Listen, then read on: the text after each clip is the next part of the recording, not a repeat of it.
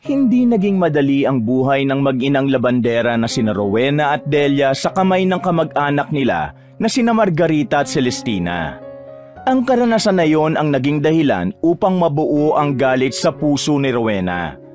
Ngunit mula sa isang mahirap na buhay, nakamit ni Rowena ang marangyang pamumuhay na dati ay pangarap lamang niya.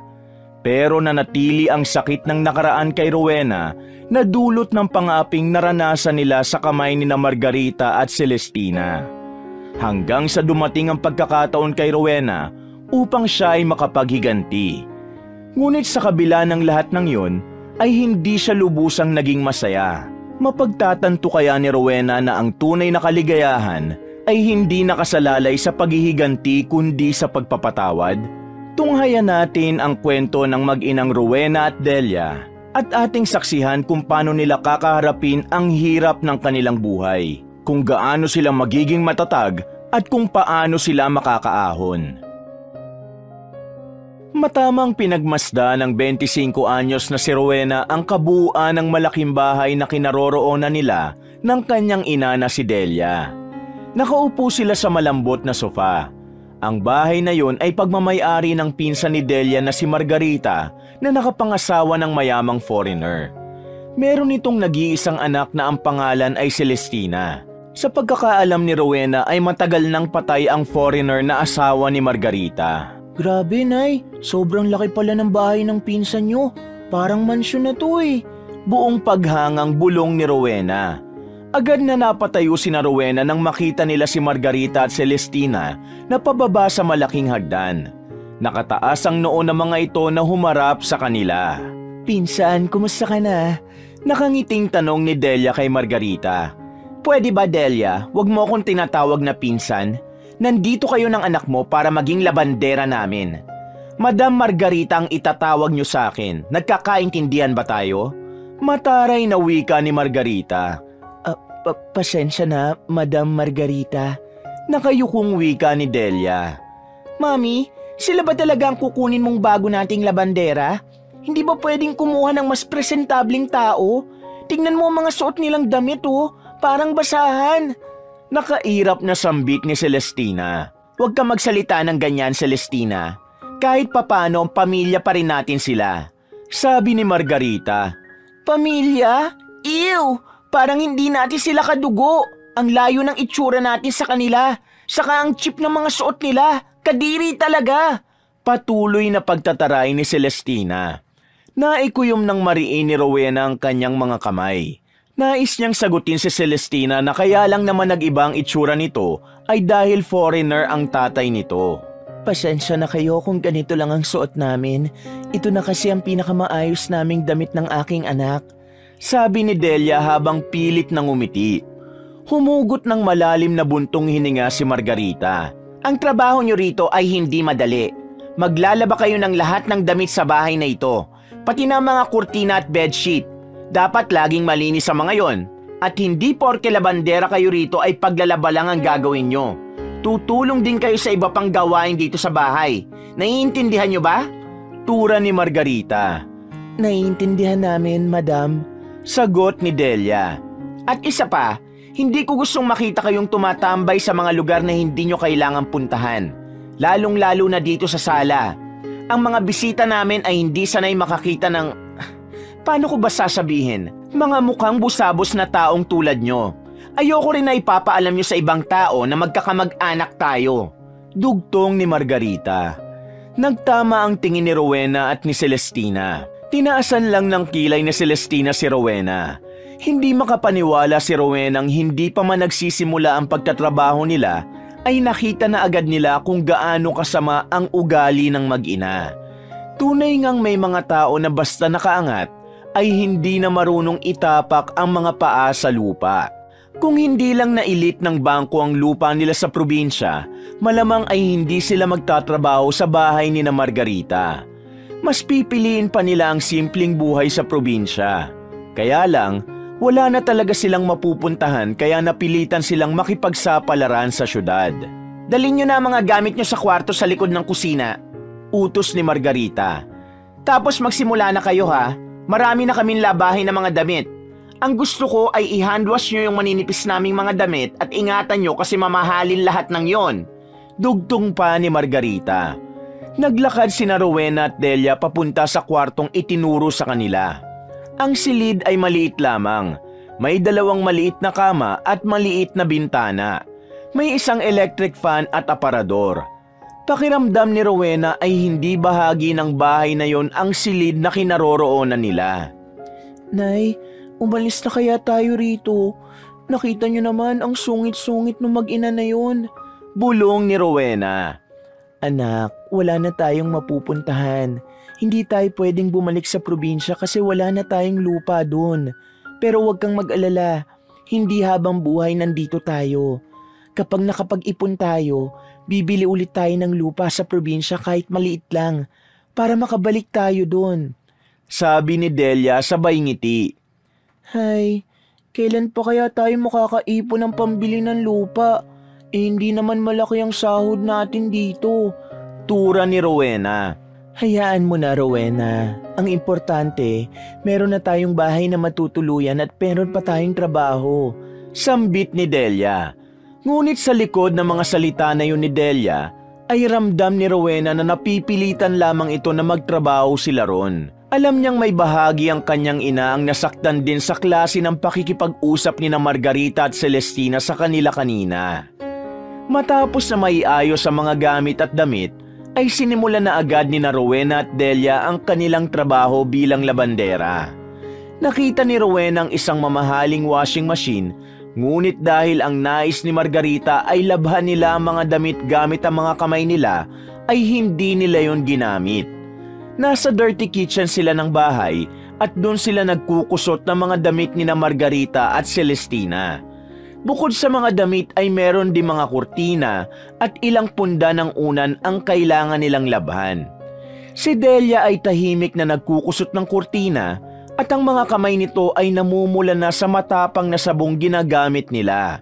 Si Rowena naman ay kasalukuyan nagbabanlaw ng mga punda sa isang batya. Maya-maya, isang matinis na boses ang narinig nila. Ano ba yan? Ang babagal nyo? Sigaw ni Celestina. Nakasuot ito ng puting bestida na halatang mamahalin. Hindi na lang nagsalita sina Rowena at Delia. Patuloy lang sila sa pagkukusot at pagbabanlaw. Pero tila nais talaga ni Celestina ang magmaldita sa araw na yon, kaya lumapit ito at kinuha ang isang pink na kurtina. Ano to? Bakit ganito na ang kulay nito? Kumupas! Hindi nyo iniingatan eh! Palibasa mga wala kayong alam sa mamahaling gamit! My God! Maarting itinirik pa ni Celestina ang mga mata nito. Ganyan naman talaga ang kulay niyan eh. Tura ni Rowena. Hoy, kung makapagsalita ka parang ang tagal mo na rito para malaman na ganyan ang kulay ng kurtina na yan ah. Wala pa nga kayong isang araw dito. Bulyaw ni Celestina. Hindi kami matatapos dito kung bubungangaan mo kami, Celestina. Alam namin ang ginagawa namin. Kahit ngayon lang kami nakahawak ng mamahaling damit, alam namin kung paano ito lalabhan. Sagot ni Rowena sa mahinahong boses. Pero kahit hindi mataas ang boses ni Rowena, ay minasama pa rin yun ni Celestina. Bigla nitong dinampot ang isang balde ng tubig at isinabo yon kay Rowena. Hindi napigilan ni Rowena ang tignan ng masama si Celestina. Huwag kang tititig sa akin ng ganyan, Rowena ha? Baka gusto niyong paalisin ko na kayo rito kahit wala pa kayong isang araw. Duro ni Celestina kay Rowena. Alam ni Rowenang walang magandang maidudulot kung sasagot o lalaban siya kay Celestina. Hindi siya mananalo rito kaya mas pinili niyang manahimik na lang kahit ang totoo ay kanina pa niya ito gustong pagsasampalin at ilublob ang mukha sa tubig na may sabon. Baka sakaling kapag ginawa niya yon, malinisan ang maitim nitong budhi. Unang gabi ni Rowena sa malaking bahay na yon kaya hindi niya magawang makatulog agad. Namamahay siya. Tig-isa man sila ng nanay niya ng higaan ay hindi siya masyado makagalaw dahil sa kipot ng kama. Bumaling siya sa kanyang ina na nakita niyang nakapikit na. Nay, tulog ka na? Tanong ni Rowena. Oo, tulog na ako.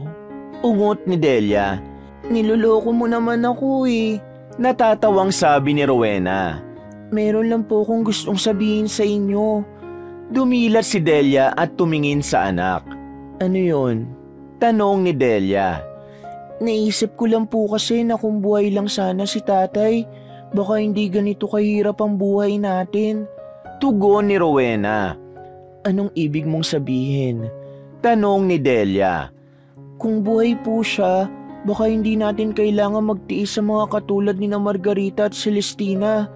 Siguro may sarili tayong bahay at mas maginhawa ang buhay natin. Hindi po ba ang sabi nyo mayaman si tatay? Tila nangangarap na wika ni Rowena. Kung buhay ang tatay mo, Rowena, hindi rin natin siya makakasama. Ani Delia. Bakit naman po? Tanong ni Rowena na may kasamang pagtataka. Matapobre ang mga magulang ng tatay mo. Hindi nila ako tinanggap dahil mahirap lang ako.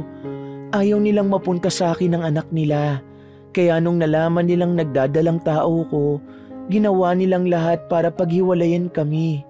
Malungkot na kwento ni Delia. Pagkatapos, ano pong ginawa nila? Curious na tanong ni Rowena. Isang mahabang buntong hininga ang pinakawala ni Delia bago sumagot. Pinilit nilang ipakasal ang tatay mo sa isang babaeng gusto nila. Siniraan nila ako at tinanggalan ng dangal. Sabi nila, wala akong maibibigay sa pamilya nila kundi kahihiyan. Pinalabas nila sa tatay mo na meron akong ibang lalaki. Bahagyang naluha si Delia matapos nitong magsalita. Naniwala po si tatay na meron kayong ibang lalaki? Tanong ni Rowena. Hindi. Mahal na mahal ako ng tatay mo at alam niyang hindi ko yun magagawa sa kanya. Pero anong laban namin noon? Mga bata pa kami. Hindi ko kayang ipaglaban ang tatay mo sa mga magulang niya, anak. Hanggang sa sinabi nila sa akin na namatay sa isang aksidente ang tatay mo. Nakita ni Rowena ang pagluha ng kanyang ina na dumurog sa kanyang puso. Baby pa lang po pala ako nang mamatay si tatay. Sayang at hindi man lang niya ako nakita. Malungkot na wika ni Rowena. Pero alam mo, kahit hindi mo siya kasama, alam kong mahal na mahal ka niya at ipinagmamalaki ka niya dahil malakas ang loob mo at matapang ka, anak. Bahagyang ngumiti si Delia.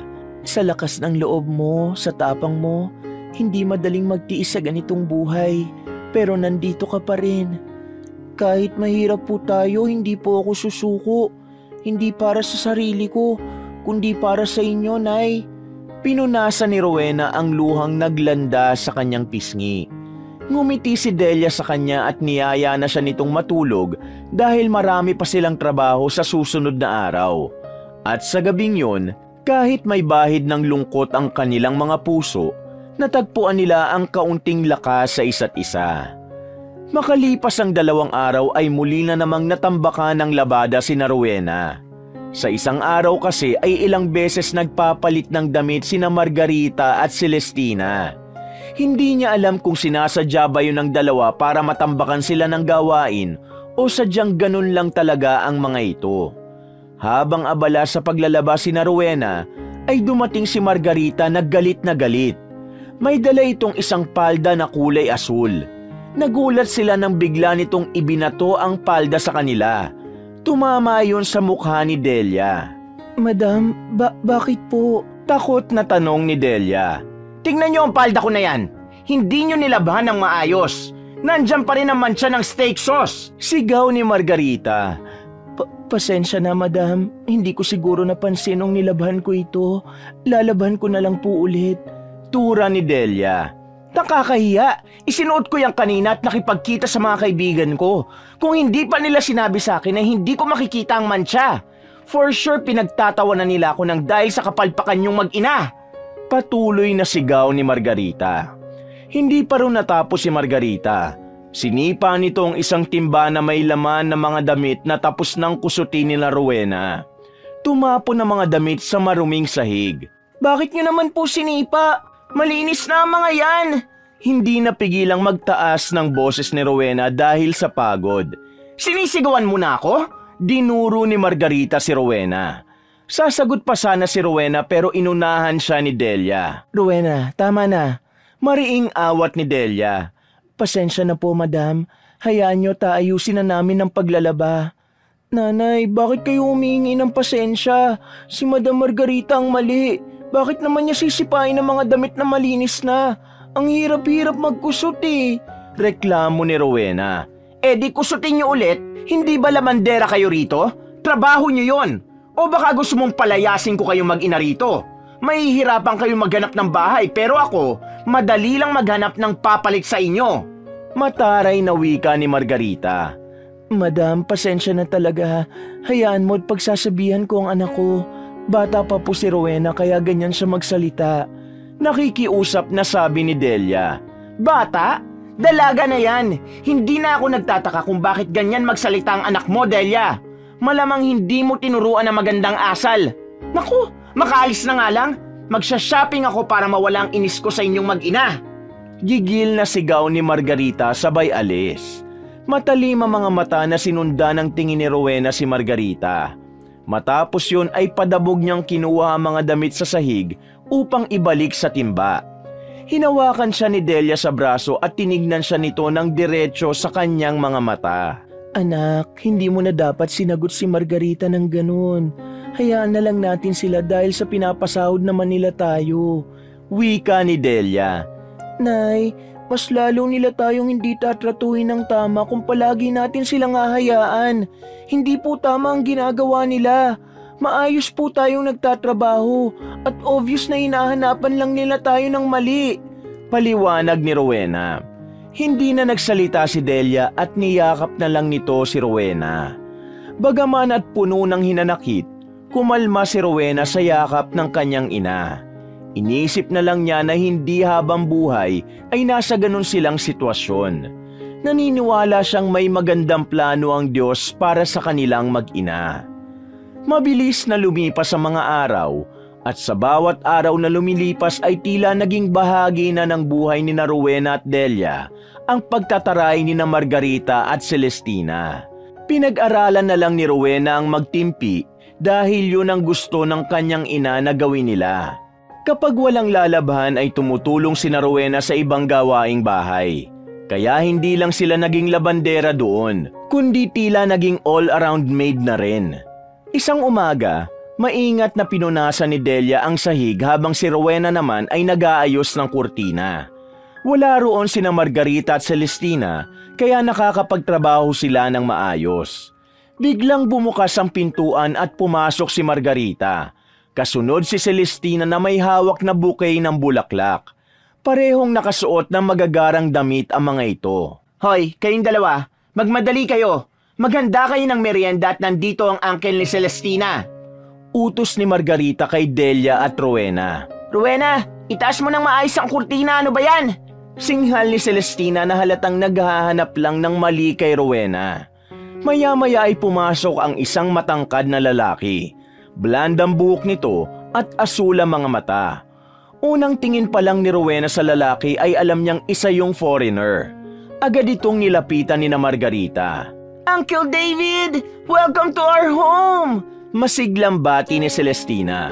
Oh, you have a nice home, sabi ni David.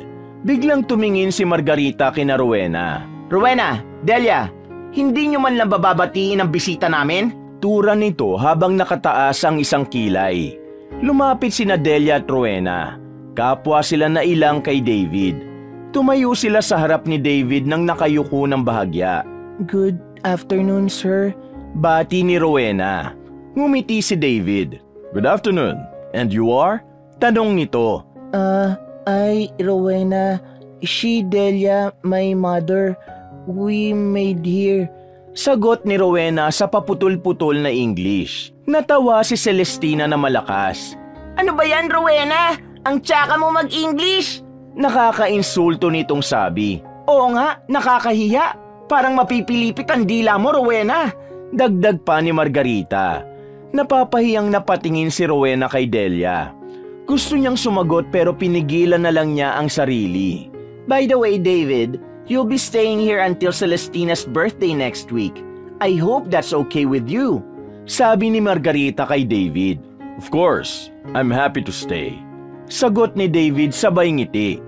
Habang nag-uusap sina David, Margarita at Celestina, Tahimik na umalis sina Delia at Rowena papunta sa kusina upang maghanda ng merienda.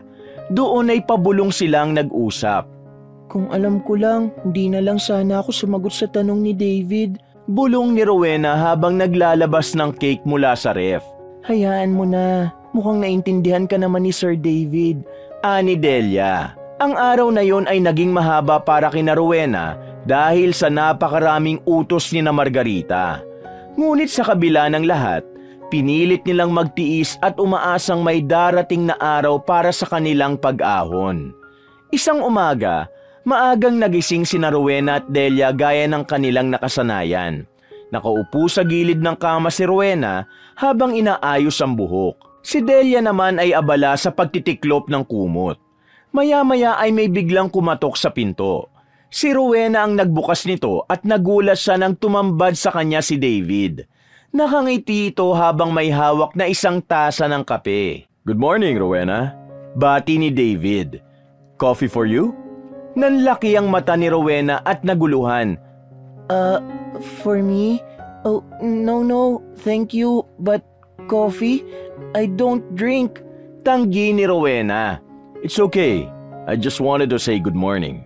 Nakangiting wika ni David. Good morning, sir. Sagot ni Rowena na halatang hirap magsalita ng English. Nagpatuloy si David sa pagsasalita. Ngunit ang karamihan sa mga sinabi nito ay hindi na naintindihan ni Rowena.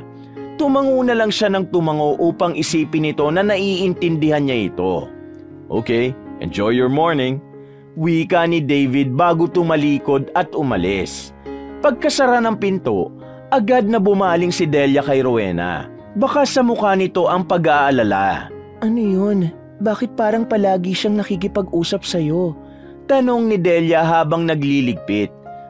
Wala naman, Nay. Sagot ni Rowena. Baka ganun lang po talaga siya. Magiliw. Buti nga po, hindi siya kagaya ni na Margarita at Celestina eh. Rowena, umiwas ka na lang kay Sir David ha. Baka kung ano pang isipin ni na Margarita at Celestina. Alam mo naman ang mga ugali ng mga yon. Mariin na sabi ni Delia. Wala naman po akong ginagawang masama ah. Palakaibigan lang talaga si Sir David. Wika ni Rowena. Oo nga, pero hindi nila yun maiintindihan. Ayoko mapagbintangan ka ng kung ano. Sa kanila tayo nakatira. Lahat ng galaw natin ay nakikita nila. Paalala ni Delia na may halong pagkabahala sa boses. Hindi na lang nagsalita si Rowena at napatingin na lang siya sa bintana. Wala naman siyang nakikitang masama sa pakikitungo ni David. Ngunit naiintindihan niya ang pangamba ng kanyang ina. Alam niyang isang maling galaw lang niya ay maaaring magdala na yon ng mas malaking gulo sa kanilang buhay. Sa buong araw ay halos si Rowena lamang ang kinakausap ni David. May mga tanong ang banyagang lalaki kay Rowena na sa tingin niya ay walang kwenta pero sinasagot na lamang niya yon para hindi siya magmukhang bastos sa bisita ng kanilang mga amo. Isang umaga, habang abala si Rowena sa pagwawali sa veranda, ay biglang lumapit si Celestina.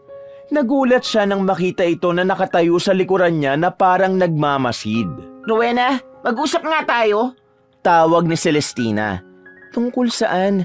May iuutos ka ba? Kung meron, mamaya na lang. Tatapusin ko muna tong ginagawa ko rito. Walang ganang sagot ni Rowena. Tumaas ang kilay ni Celestina at naglakad palapit. Tumigil ito sa harapan ni Rowena. Umamin ka nga sa akin. Nilalandi mo ba ang Uncle David ko? Walang gatol na tanong ni Celestina. Ano? At bakit ko naman lalandiin si Sir David? Natatawang tanong ni Rowena. Don't play dumb! At huwag ka rin tumawa dahil hindi ako nakikipagbiroan sa'yo. Akala mo ba hindi ko nakikita kung paano kayo nag-uusap? Sigurado ako na ikaw ang unang lumalapit palagi sa kanya. Akusa ni Celestina. Napailing si Rowena. Para sa kaalaman mo, si Sir David ang lumalapit sa akin. Bisita niyo siya kaya kinakausap ko siya kapag may tinatanong siya. Ang bastos ko naman kung hindi ako sasagot kapag kinakausap ako, di ba? Katwiran niya. Talaga lang ah? Akala mo ba hindi ko alam ang plano mo? Gagamitin mo si Uncle David para magkapera. Pero alam mo, Rowena, kahit anong gawin mo, hindi ka niya magugustuhan kasi isa ka lang labandera.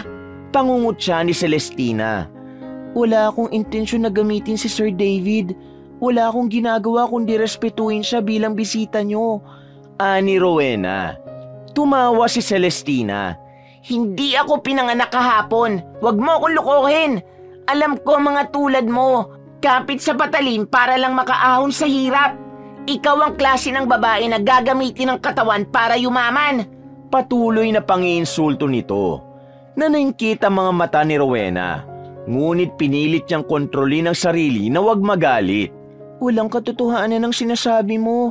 Isa pa, hindi ko kontrolado kung paano makikitungo sa akin si Sir David. At hindi ako tulad ng iniisip mo. Hindi ko kailangang gamitin ng kahit sino para lang umangat sa buhay. Talaga lang ah? Nakakatawa ka talaga, Rowena. Parang ang linis-linis mo. Mataray na wika ni Celestina. Kung yan ang tingin mo sa akin, wala na akong magagawa. Kasi kahit anong sabihin ko, hindi nyo naman paniniwalaan ng nanay mo eh. Pero alam ko sa sarili kong hindi totoo ang mga sinasabi mo. Ani Rowena na hindi nagpakita ng takot. Sinasabi ko sa'yo, tigilan mo na si Uncle David. Tigilan mo ang kalandian mo. Malakas na sabi ni Celestina. Hindi na nakapagsalita si Rowena dahil biglang tumalikod si Celestina at naglakad palayo. Naiwan si Rowena sa veranda na malalim ang iniisip. Alam niyang wala siyang ginagawang masama, ngunit hindi niya maiwasang makaramdam ng sakit sa mga maling akusasyong ibinato sa kanya ni Celestina.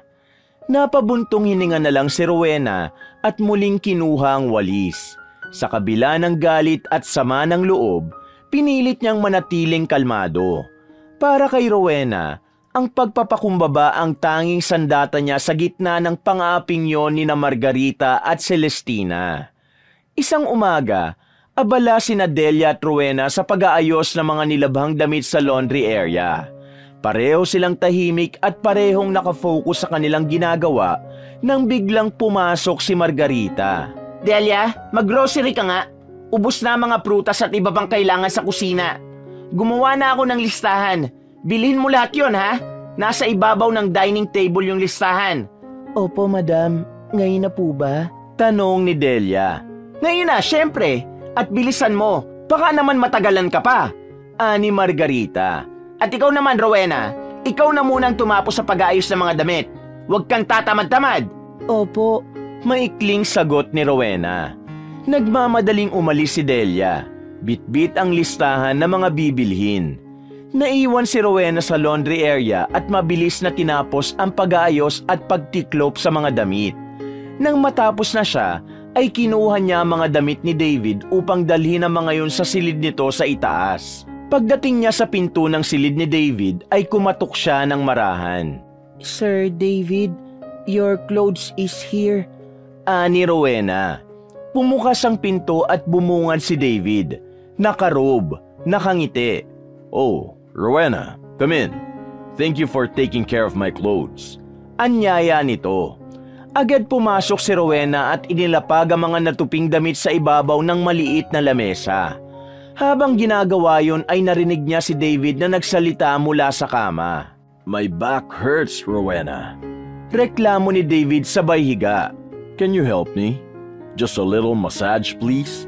Napatingin si Rowena kay David at nagkaroon siya ng pagkailang. Sir, hindi po ako marunong magmasahe.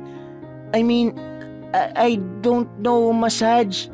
It's really painful. Please, just press my back lightly.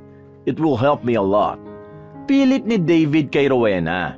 Nag-alinlangan si Rowena. Ngunit dahil sa paniniwala niyang bisita si David at ayaw niyang magmukhang bastos, ay dahan-dahan siyang lumapit. Okay, sir. I will massage you but only short massage, okay? Isang pilit ng ngiti ang kumawala sa labi niya. Napalunok si Rowena nang maghubad ng sando si David at dumapa sa malambot na kama. Lumapit siya at marahan niyang ipinatong ang kanyang mga kamay sa balikat ni David at nagsimula na siyang magmasahe. Harder, Rowena. Sabi ni David na halatang nasisiyahan. Lower, please, lower. Sinubukan niyang dagdagan ng puwersa ng kanyang masahe. Ngunit habang tumatagal, nararamdaman niyang tila hindi na tama ang sitwasyon. Nang bigla niyang bawiin ang kamay niya upang tumigil na, biglang bumalikwas si David at humarap ito sa kanya. Nagulat siya nang hawakan ni David ang dalawa niyang kamay. Sir, what are you doing? Gulat na tanong ni Rowena habang pilit na nilalayo ang sarili sa lalaki. Why are you playing hard to get, Rowena? Don't act innocent. I know you want this too. Baka sa mata ni David ang labis na pagnanasa na nagbigay ng kilabot kay Rowena. Alam ni Rowena na kailangan na niyang makalabas sa silid na yon bago pa may mangyaring hindi maganda. Come on, Rowena. Tell me, you want me too, right? Paanas na wika ni David. Hindi po totoo yan. Sigaw ni Rowena at nagsimula na siyang magpumiglas. You're just a maid. Don't pretend you're better than that. I can give you money if you want. Just give me your body. Sabi pa ni David. Sa galit at takot, nag-ipon ng lakas si Rowena at buong puwersang sinipa si David sa pagkalalaki nito. Napangiwi sa sakit si David na naging dahilan upang mabitawan siya nito. Agad na tumakbo palabas ng kwarto si Rowena. Nanginginig siya at halos hindi makahinga sa nerbiyos. Pagbaba niya sa hagdan, hindi na niya napigilan ang kanyang mga luha. Hindi siya makapaniwala na ang isang taong inakala niyang mabait at marespeto ay kayang gumawa ng ganong kababuyan. Dumiretso si Rowena sa banyo at doon niya inilabas ang hagulgol na kanina pa niya pinipigilan. Ang buong akala niya ay magtatagumpay si David sa maitim nitong balak sa kanya. Pero mabuti na lang at nagkaroon pa rin siya ng lakas ng loob upang pigilan ito. Simula nang mangyari yon ay nag-iba na ang kilos ni Rowena. Sa tuwing mag-isa siya ay palagi siyang nakatulala. Hindi pa rin siya makapaniwalang muntik na siyang mahalay. Kahit sa simpleng gawain, para siyang nawawala sa sarili. Ang mga mata niya ay nakatingin sa kawalan. Ang mga kilos niya ay mabagal at palagi siyang tulala. Isang umaga habang nagwawali sa harap ng bahay, narinig niyang tinawag siya ni Celestina. Rowena, ang tagal mo dyan! Maghapon ka na lang ba magwawalis? Ang dami mo pang gagawin Bulyaw nito. Nagulat si Rowena at muntik nang mabitawan ng walis. Matatapos na ako rito. Bibilisan ko na. Sagot niya pero halatang wala sa wisyo ang kanyang boses. Mabilis niyang tinapos ang pagwawalis at pumasok sa bahay. Nagtungo si Rowena sa kusina at sinimulang maghugas ng mga plato. Pero habang ginagawa niya yon, ay bumalik na naman sa isip niya ang ginawa ni David. Pumasok si Margarita at nakita siyang nakatulala habang hawak ang isang basong hindi pa niya nababanlawan. Ano ba nangyayari sa'yo, Rowena? Kanina pa kita tinatawag pero wala kang naririnig. Inis na sabi ni Margarita. Tamad na nga, wala pa sa sarili. Gusto mo bang mawala ng trabaho? Pagkatapos mo dyan, palitan mo yung bedsheet sa kwarto ko, ha? Pasensya na po, Madam Margarita. Paghingi na lang ng tawad ni Rowena dahil wala siyang ganang makipagsagutan dito. Kapag ganyan ka palagi, tatanggalin ko na kayo rito ng nanay mo. Ayoko ng katulong na tulala. Dagdag pa ni Margarita. Tumahimik lang si Rowena at pilit na pinigilan ang mga luhang gustong bumagsak. Ayaw niyang ipakitang mahina siya. Ayaw niyang malaman ni Margarita o ni Celestina, lalo na ng nanay niya kung gaano kagulo ang loob ng utak niya ng sandaling yon. Tuwing gabi, kapag kasama na ni Rowena si Delia sa kanilang maliit na silid, ay tahimik lang siya. Hindi na siya nagsasalita tulad ng dati. Napansin ito ni Delia at hindi na nito napigilan ang mag-usisa. Rowena, may problema ka ba? Kanina pa kita tinitingnan. Parang ang bigat-bigat ng dinadala mo. Hindi ako sanay na ganyan ka, anak. May pag-aalalang tura ni Delia. Umiling si Rowena at pilit nang umingiti. Wala po, Nay. Napagod lang po siguro ko. Ang dami po kasing palaging utos ni na Margarita at Celestina. Pagsisinungaling niya. Kung may problema ka, sabihin mo sa akin, ha? Walang ibang tutulong sa'yo kundi ako lang. Kinuha ni Delia ang isa niyang kamay at masuyo yung hinawakan. Napatitig si Rowena sa kanyang ina. Gusto niyang sabihin na nangyari at gusto niyang maglabas ng sama ng loob, pero sa tuwing maiisip niya kung ano ang maaaring gawin ng kanyang ina, ay pinipili na lamang niyang manahimik. Wala po talaga, Nay. Ulit ni Rowena. Pasensya na po kung mukha akong wala sa sarili nitong mga nakaraang araw. Pero wag niyo na lang po akong pansinin kasi okay lang po talaga ako. Isang pilit ng ngiti ang pinakawalan niya at umasa siyang sa pamamagitan nun ay titigil na si Delia sa pagtatanong. Dahil sa takot at kahihiyan, mas pinili ni Rowenang umiwas kay David. Hindi na siya pumupunta sa ikalawang palapag ng bahay, maliban na lang kung talagang kailangan. Kapag dumadaan si David sa kusina ay mabilis niyang tinatapos ang anumang gawain at umiiwas sa lalaki. Ngunit kahit anong pilit niyang umiwas, pakiramdam niya ay palaging may matang nakamasid sa kanya. Pakiramdam niya, anumang oras ay gagawin ulit ni David ang bagay na nais nitong gawin sa kanya. Isang hapon, habang naglalampaso si Rowena sa sala, ay dumaan si Celestina at napansin ang mabagal niyang kilos. Ano ba, Rowena? Para kang pagong kung kumilos? Baka abutin ka na 1 taon dyan! Sigaw ni Celestina. Napaangat si Rowena ng tingin, ngunit hindi sumagot. Tumayo si Celestina sa harapan niya at tinignan siya na para bang isa siyang napakaliit na bagay. Kung hindi lang kayo kawawa ng nanay mo, matagal na kayong tinanggal dito eh. Pasalamat kayo at mabait pa kami ni Mami sa inyo. Sambit pa nito. Sa bawat araw na lumipas, parang mas lumalaki ang pader na pumapaligid kay Rowena. Hindi niya magawang magtiwala kahit kanino, kahit sa sariling ina. Dala-dala niya ang bigat ng kanyang sikreto at ang bawat paninigaw, ang bawat masasakit na salitang natatanggap mula kina Margarita at Celestina ay parang nagpapadagdag pa sa kanyang pasanin. Ngunit sa kabila ng lahat, pilit niyang pinapatatag ang kanyang sarili. Wala siyang ibang kakampi kundi ang sarili niya at alam niyang kailangan magpatuloy kahit gaano kasakit ang dinadala niya sa kanyang puso. Isang tanghali, tahimik na naguhugas ng pinagkainan si Rowena sa kusina. Napansin ni Delia ang kabagalan ng kilos ni Rowena.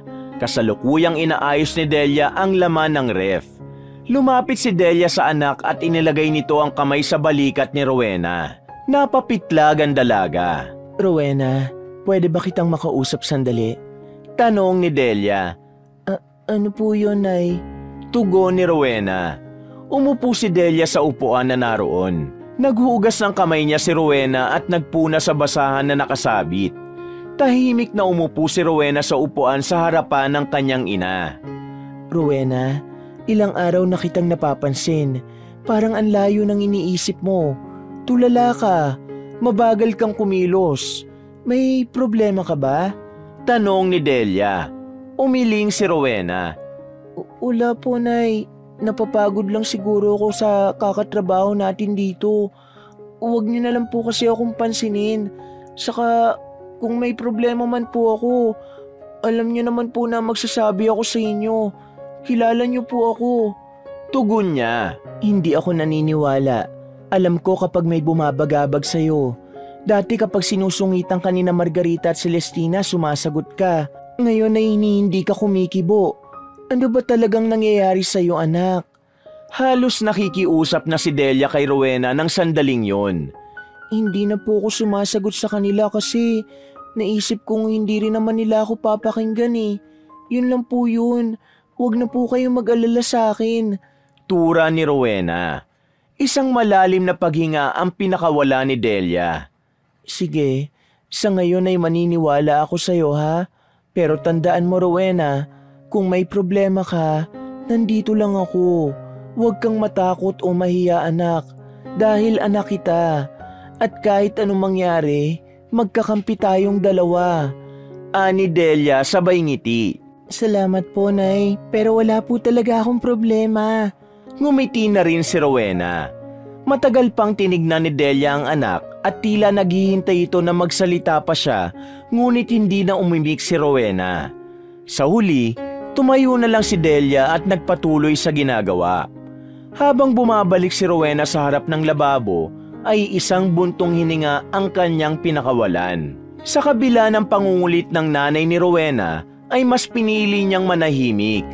Ayaw niyang magdulot ng dagdag na problema sa kanilang buhay. Ang bigat ng kanyang sikreto ay tila isang kadena sa kanyang puso. Ngunit alam niyang kailangan magpatuloy para sa kanyang ina at para sa kanilang buhay. Wala nang ibang nais si Rowena kundi ang umalis na si David sa bahay ni na Margarita. Naniniwala siya na kung sakaling hindi na niya makikita ang lalaki, ay mawawala na ang trauma na ibinigay nito sa kanya. Ngunit hindi pa pala yun ang sukdulan ng kasamaan ni David dahil meron pala itong plano na gumanti kay Rowena.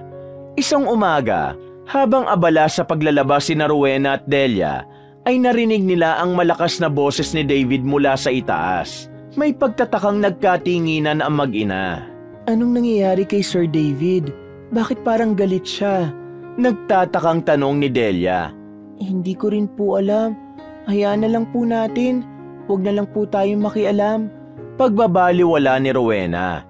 Ngunit makalipas ang ilang sandali ay dumating si Margarita. Kahit wala pa itong sinasabi, ay may kaba na agad na naramdaman si Rowena. Sanay na siya na kapag nandoon ito o si Celestina ay may hindi magandang mangyayari. Kayo mag-ina, tumigil muna kayo sa paglalaba. Sumunod kayo sa akin sa sala. Ani Margarita. Bakit po, madam? Tanong ni Delia. Basta sumunod na lang kayo sa sala at huwag na kayo magtanong. Bilisan nyo! Umira pa si Margarita bago ito umalis. Nagkatinginang muli sina Rowena at Delia ngunit walang nagsalita sa kanila. Naghugas sila ng kanilang mga kamay at tinuyuyon. Huminga muna ng malalim si Rowena bago sila naglakad patungo sa sala. Doon ay nakita nila ang ibang kasambahay. Naroon din sina Margarita, Celestina at si David na namumula ang mukha na parang galit na galit ito. Rowena, Delia, pumasok ba kayo sa kwarto ni David ngayong araw? Tanong ni Margarita. Pumasok po ako, madam. Ako ang kumuha ng maruruming damit ni Sir David. Tugon ni Delia. May kinuha ka ba sa mga gamit niya? Diretsyong tanong ni Margarita. Wala po, madam. Wala po akong kinuha. Bakit po ba? Kinakabahang sagot ni Delia.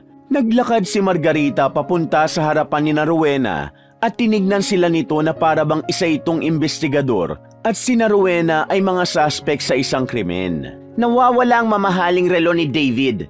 Ang sabi niya, nakapatong yun sa drawer pero nang magising siya ay wala na. Hinalughog na namin ang gamit ng ibang katulong at mga gamit nyo na lang na mag-inang hindi pa namin nahahalughog. Sambit ni Margarita. Halugugin niyo na po ang mga gamit namin ngayon. Wala po kaming kinukuha ng nanay ko. Hindi po kami magnanakaw. Matapang na wika ni Rowena. Malalaman natin ngayon kung nagsasabi ka ng totoo, Rowena. May pangahamon na wika ni Margarita. Nagpatiuna si Margarita sa pagpunta sa kwarto ni na Rowena. Nakasunod sina Celestina at David dito. Nang dumaan si David sa harapan ni Rowena, ay isang matipid na ngisi ang kumawala sa labi nito na nagbigay ng kaba kay Rowena. Naghawak ng kamay sina Rowena at Delia. Kahit sigurado si Rowena na hindi sila ang nagnakaw sa mamahaling relo ni David, ay hindi niya maiwasang makaramdam na parang may mali. Ilang minutong nanatili sina Margarita sa silid ni na Rowena. Maya-maya ay lumabas na ang mga ito at nanlaki ang mga mata ni na Rowena nang makita na may dalang relo si Margarita na kulay ginto. Nang makalapit si Margarita sa kanila, ay isang malakas na sampal ang pinadapo nito sa pisngi ni Rowena. Natulala si Rowena at hindi niya alam kung ano ang magiging reaksyon niya. Talaga ba, Rowena? Hindi kayo nagnakaw? Ano ito? Anong tawag mo rito? Sigaw ni Margarita habang hawak ang gintong relo. Kinuha ni David ang relo mula kay Margarita. This is my watch. You stole it from me? Why, Rowena? I thought you were good people. Singhal ni David. Hindi kami ang nagnakaw niyan. Hindi namin alam kung paano yung napunta sa kwarto namin. Hindi kami magnanakaw ng nanay ko. Pagtatanggol ni Rowena sa kanila ni Delia. Speak in English. Sigaw ni David. Hindi ako magsasalita ng lengguwahe mo dahil nasa bansa namin kayo. Matapang na wika ni Rowena. Muling nakatanggap ng sampal si Rowena kay Margarita. Napakatapang mo talaga. Umami na kayo dahil huling-huli na kayo. Galit na sabi ni Margarita. Hindi kami aamin sa kasalanan na hindi namin ginawa. If you don't confess, we'd better call the police and have you and your mother arrested. Hamon ni David. Arrest? Ipapakulong niyo kami? Wag po. Maawa po kayo sa amin. Sa pagkakataon na yon ay hindi na napigilan ni Delia ang pag-iyak. So admit it so we don't have to put you in jail. And what I want is for you and your daughter to get down on your knees and apologize to me. Nakangising sambit ni David. Aminin niyo raw na kayo nagnakaw at lumuhod kayo sa harapan niya at humingi kayo ng tawad para hindi kami tumawag ng mga pulis. Ayan translate ko na para sa inyong dalawa para maintindihan nyo. Mataray na singit ni Celestina. Nagkatinginan sina Rowena at Delia. Unti-unting nadurog ang puso ni Rowena nang makita ang luwaang mukha ng kanyang nanay. Noon lang niya ito nakitang ganon. Ramdam niya ang takot nito na makulong silang dalawa. Umiling si Rowena. Anak, lumuhod na lang tayo. Samo ni Delia. Wag po, Nay. Kapag ginawa natin yun, aakuin natin ang isang bagay na hindi naman natin ginawa. Pabulong na sagot ni Rowena. Sige na, anak. Sundin na lang natin sila. Ani Delia. Nauna nang lumuhod si Delia sa harapan ni David. Napipilitan man, ay lumuhod na rin si Rowena pero may galit sa mukha niya habang nakatingin sa lalaki na tila tuwang-tuwa sa nakikita. Patawarin niyo po kami. Naputol ang pagsasalita ni Delia nang biglang sumigaw si Margarita. English! Para maintindihan kayo ni David! Sir David, me and Rowena is sorry. Please, don't call police. I'm sorry if I get your watch. I have no money. I just want to have money. This is why I get your watch. I am so sorry, Sir David. Umiiyak na samo ni Delia. Hindi makapaniwala si Rowena sa sinabing yun ng nanay niya. Pakiramdam niya ay isa silang basahan na inilublob sa putik at paulit-ulit na tinapak-tapakan. Dangal na nga lang ang meron sila pero ninakaw pa yun sa kanila ng sandaling yun. Pakiramdam niya ay napakaliit nila. For now, I will forgive you and your daughter. But if this happens again, I'll send you both in jail. Mayabang na wika ni David. Thank you, sir. Thank you. Patuloy na iyak ni Delia. Umalis na sina Margarita, Celestina at David sa harapan nila. Mabilis na niyakap ni Rowena si Delia at mas naging malakas ang paghagulgol nito. Gusto mang umiyak ni Rowena ay pinigilan niya ang sarili. Alam niya na sa sandaling yun ay kailangan niyang maging matatag para sa kanyang nanay. Matapos yun ay nagkulong muna sina Rowena at Delia sa kanilang kwarto. Pinakalma nila ang isa't isa. Hindi pa rin makapaniwala si Rowena na magagawa yun ni David sa kanila. Alam niya ang lalaki ang naglagay ng relo nito sa kwarto nila upang mapalabas nito na magnanakaw sila ng nanay niya. Si Rowena at Delia ay nakaupo sa gilid ng kama. Tumuon ang mata ni Rowena kay Delia at marahan niyang hinawakan ang kamay nito. Bakit po ninyo ginawa yun, Nay? Tanong ni Rowena. Ang tinig niya ay puno ng kalungkutan at pagkalito. Bakit kayo nagsinungaling? Hindi naman po tayong kumuha ng relo na yun. Hindi agad nakasagot si Delia. Ang mga mata nito ay namamagana at ang luha ay walang tigil sa paglandas sa magkabila nitong pisngi. Isang malalim na paghinga ang pinakawalan nito bago magsalita. Ginawa ko yun para protektahan ka, anak. Hindi ko kaya na makulong ka. Kung ako lang ayos lang pero kung pati ikaw ay dadamay nila, hindi ko kayang mangyari yun. Ang hindi ko lang maintindihan ay kung paano napunta ang relo ni Sir David dito sa kwarto natin. Umiiyak na tura ni Delia. Si David ang naglagay nun. Sigurado ko na siyang nag-frame up sa atin. Tugon ni Rowena. Pero bakit naman niya yun gagawin? Wala tayong kasalanan sa kanya. Nagtatakang sabi ni Delia. Si Rowena naman ang natahimik. May parte ng puso niya na nagsasabi na kailangan ng malaman ni Delia ang katotohanan kung bakit yun nagawa ni David sa kanila. Nay, meron po akong aaminin sa inyo pero sana'y sa atin na lang to. Nanginginig na sabi ni Rowena. Ano yun, anak? Tanong ni Delia. Muntik na po akong halayin ni David. Matapang na pag-amin ni Rowena. Ano? Hindi makapaniwalang bulalas ni Delia. Nagpunta ako nun sa kwarto niya para magdala ng mga damit niya tapos sinubukan niya akong pagsamantalahan. Lumaban po ako, hindi po siya nagtagumpay. Malakas po ang kutob ko na gusto niyang gumanti sa akin kaya pinalabas niya ngayon na ninakaw natin ang relo niya. Naiiyak na wika ni Rowena. Napatakip ng kamay si Delia sa bibig. Anak ko, bakit hindi mo agad sinabi sa akin? Mas lalong lumakas ang pag-agos ng luha ni Delia. Natakot po ako. Ayoko mag-alala kayo. Ayoko magdulot ng mas malaki pang gulo.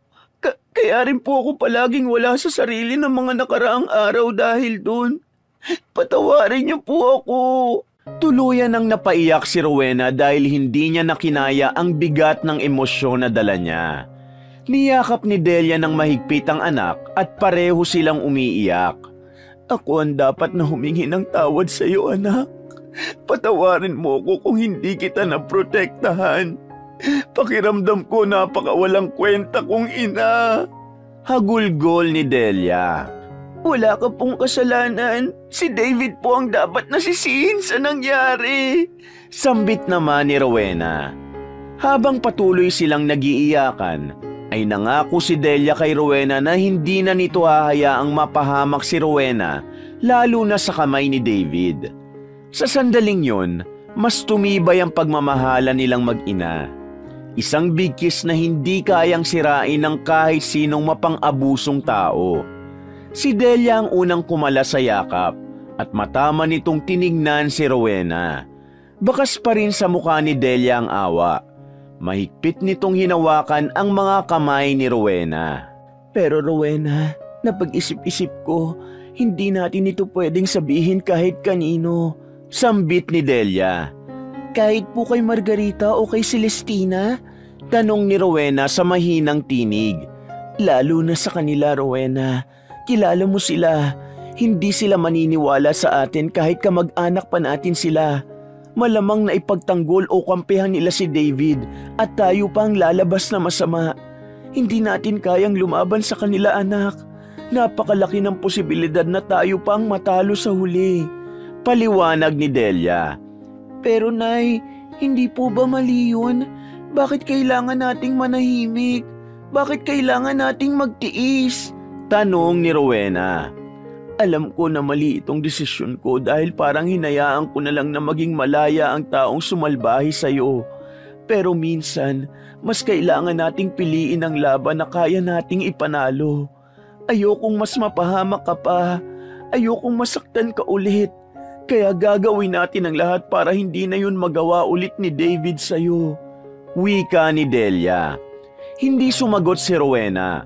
Ngunit isang malalim na buntong hininga ang kumawala sa kanya.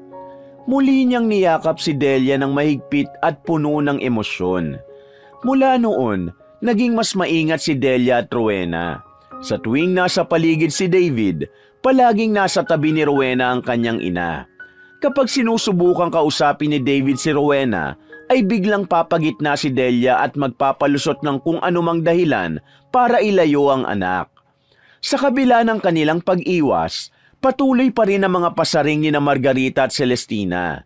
Kapag nakikitang lumalayo si Rowena kay David, hindi na lang pinansin ni Rowena ang mga ito. Ngunit halata sa kanyang mukha ang pagpipigil ng galit. Mabuti na lang at palaging naroon si Delia para pakalmahin siya. Habang tumatagal, unti-unting natutunan ni Rowena na magtimpi. Ngunit sa bawat pag-iwas nila kay David at sa bawat pangungutya ni na Margarita at Celestina, lalong lumalaki ang galit na naiipon sa dibdib ni Rowena. Isang umaga, abala si Rowena sa paglalaba sa dirty kitchen. Siya lang mag-isa dahil si Delia ay inuutusan ni Margarita na magtungo sa grocery para mamili. Mula sa likuran ay narinig niya ang yabag ng sapatos. Nang lumingon siya ay nakita niya si Celestina. Hello, magnanakaw. Simula ni Celestina habang ang boses ay puno ng panunukso. Akala mo ba nakalimutan ko ng ginawa mo at ng nanay mo? Siguro naman, Rowena, hindi ka na magtatangkang kumuha ng kahit ano dito, no? Hindi mo naman siguro gustong makulong kayo ng nanay mo. Huminto si Rowena sa paglalaba, ngunit hindi siya lumingon. Pilit niyang pinipigil ang pagtaas ng kanyang emosyon. Hindi kami magnanakaw. Mahina ngunit mariin na sagot niya. Hindi magnanakaw? Di ba umami na kayo? Grabe, kayo talagang mahihirap, oportunista kayo. Nakita mo lang na mabait si Uncle David, ninakawan nyo na? Nakakahiya kayo? Patuloy na pagtataray ni Celestina. Nanatiling tahimik si Rowena, ngunit ang kanyang mga kamay ay mahigpit na nakakapit sa damit na nilalabhan. Ramdam niya ang pagtulak ng galit sa kanyang dibdib, ngunit pilit niyang nilalabanan yon. Oh, bakit parang tahimik ka ngayon? Wala ka bang sasabihin? Hindi ako sanay na ganyan ka, Rowena. Di ba matapang ka? Alam mo, kung ako ang nasa kalagayan mo, hindi na ako magpapakita sa mga tao. Sa bagay, makapal naman ang mukha mo eh. Tapos yung nanay mo, bait-baitan pero ubod pala ng katinang kamay. Tura ni Celestina sabay tawa ng malakas. Biglang humarap si Rowena. Galit na galit ang kanyang mga mata. Tama na, Miss Celestina. Wala kaming ginawang masama sa inyo. Tigilan nyo na ang pangungutya sa amin. Sabi niya sa nanginginig na boses. At kung hindi kita tigilan, anong gagawin mo? Sasampalin mo ko? Sige nga, subukan mo. Kapag ginawa mo yan, sisiguruhin ko mapapalayas kayo rito ng nanay mo. Hamon ni Celestina. Hindi ko gagawin ang gusto mo, Miss Celestina. Hindi kita sasampalin o sasaktan. Pero tandaan mo ito. Darating ang araw na pagsisisihan mo ang lahat ng ginagawa mo sa amin. Darating din ang karma nyo ng nanay mo. Mariing sambit ni Rowena. Karma? Rowena, huwag kang mangarap. Tingnan mo nga kung sino ang kinakarma ngayon. Hindi ba kayo ng nanay mo? Hanggang dyan lang ang kaya niyong abutin. Hampas lupa lang kasi kayo. Pasigaw ng wika ni Celestina. Tumalikod si Rowena at pilit na pinigilan ng luha na gustong kumawala sa kanyang mga mata. Tahimik siyang bumalik sa kanyang paglalaba. Hindi nagtagal ay umalis na si Celestina habang tumatawa na akala mo ay isang demonyo. Isang araw na lang at kaarawan na ni Celestina kaya naman mas lalong naging abala ang mga kasambahay kasama na sina Rowena at Delia. Maaga pa lang ay abala na ang mag-ina sa paglilinis ng bawat sulok ng bahay. Sa sala, si Margarita ay nakaupo at abala sa pag-aayos ng listahan ng mga bisitang iimbitahin habang si Celestina naman ay panay ang litanya sa kung ano ang mangyayari sa birthday party nito. Hindi mapigilang mainggit ni Rowena kay Celestina dahil buong buhay niya ay hindi siya nakaranas ng ganung paghahanda sa kaarawan niya. Wala pa man, nakikita niya na magiging enggrande ang birthday party ni Celestina. Hapon ang utusan ni Margarita si Delia na magtungo sa mall. May mga pinabili si Delia na mga kung ano-anong kailangan para sa kaarawan ni Celestina. Gabi na nang makauwi si Delia at agad itong dumiretso sa kwarto nila Rowena. Nagulat si Rowena nang makita ang dalang paper bag ni Delia. Ano yung dala mo, Nay? Tanong ni Rowena. Nak, tignan mo ito at sabihin mo kung maganda. Wika ni Delia. Inilabas nito mula sa paper bag ang isang simpleng bestida na kulay lavender. Mura ang tela ngunit maganda ang tahi. At bagamat hindi marangya ay may maayos itong disenyo. Maganda naman po. Nanay, regalo mo ba yan kay Celestina? Tanong ni Rowena. Oo anak, bibilan ko sana ng mas maganda pero yan lang ang kaya ng pera ko. Naubos ko nga ang isang buwan na sahod ko eh. Natin. Sagot ni Delia sabay ngiti. Hindi ka na dapat nag-abala sa babaeng yun, Nay. Ang sama-sama na nga ng ugali nila sa atin eh. Tapos bibigyan mo pa ng regalo. Hindi niyo po ba naisip na baka pagtawanan lang nila tayo kapag nakita nila yan? Naiiling na wika ni Rowena. Huminga ng malalim si Delia bago nagsalita. Malay mo naman matuwa sila. Sabihin nila na nag-abala tayo kahit wala tayong pera. Saka minsan lang naman ito anak. Walang masamang magbigay ng regalo paminsan-minsan. Wika ni Delia. Pero kilala ko si Celestina. Hindi niya yan magugustuhan. Hindi siya nagsusuot ng ganitong klaseng damit. Hindi ba't puro branded ang gusto niya? Tura ni Rowena. Alam ko, Rowena. Pero hindi ito tungkol sa kung ano magugustuhan niya. Ito'y tungkol sa kung anong kaya nating ibigay.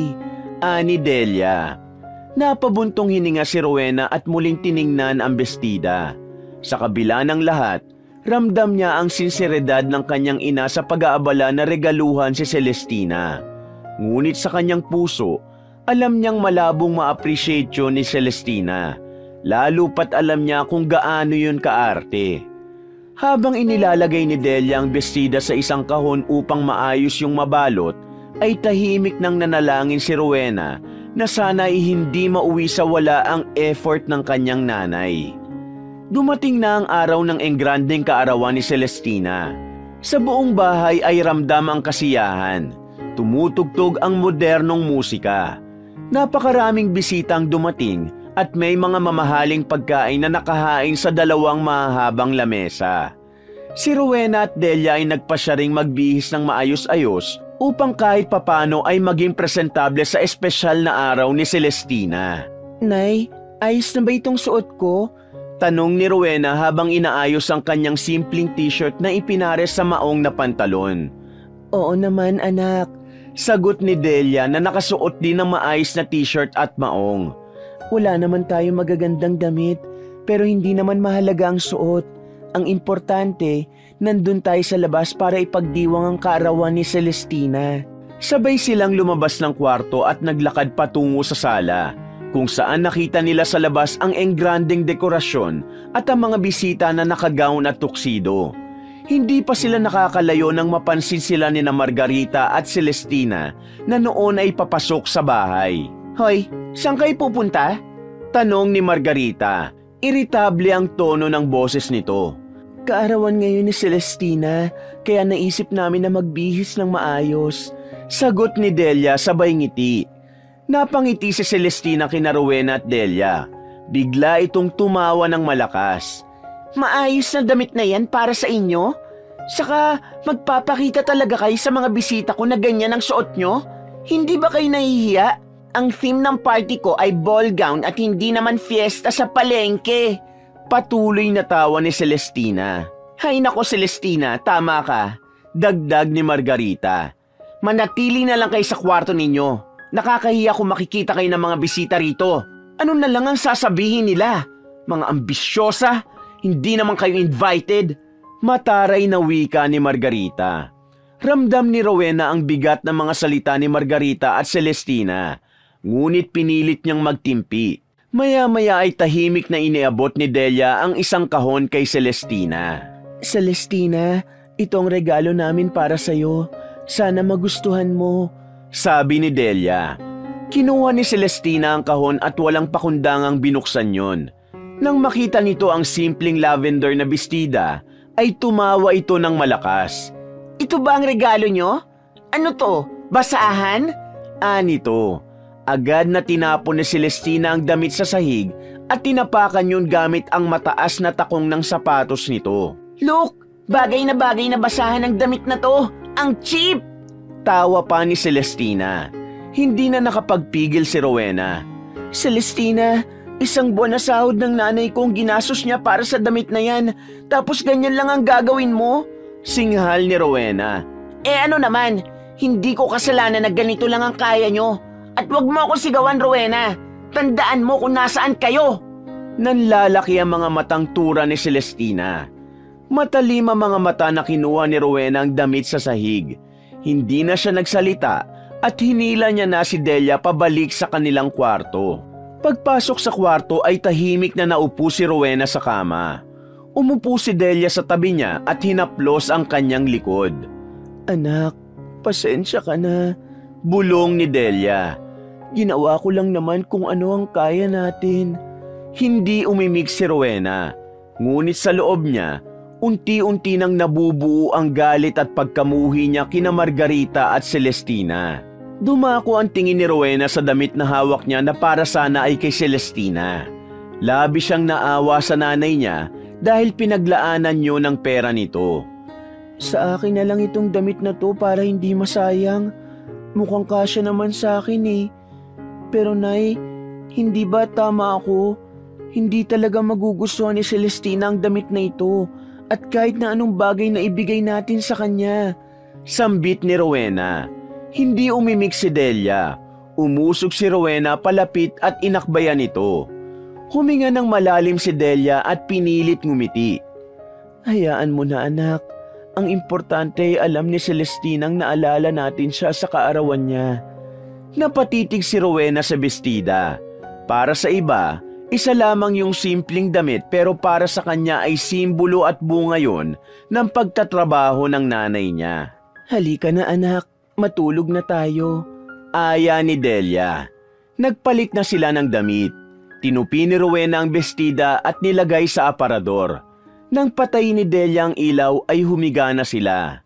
Habang nakahiga ay dinig nila ang masayang tawanan at musika mula sa labas. Maagang nagising si Rowena kinabukasan.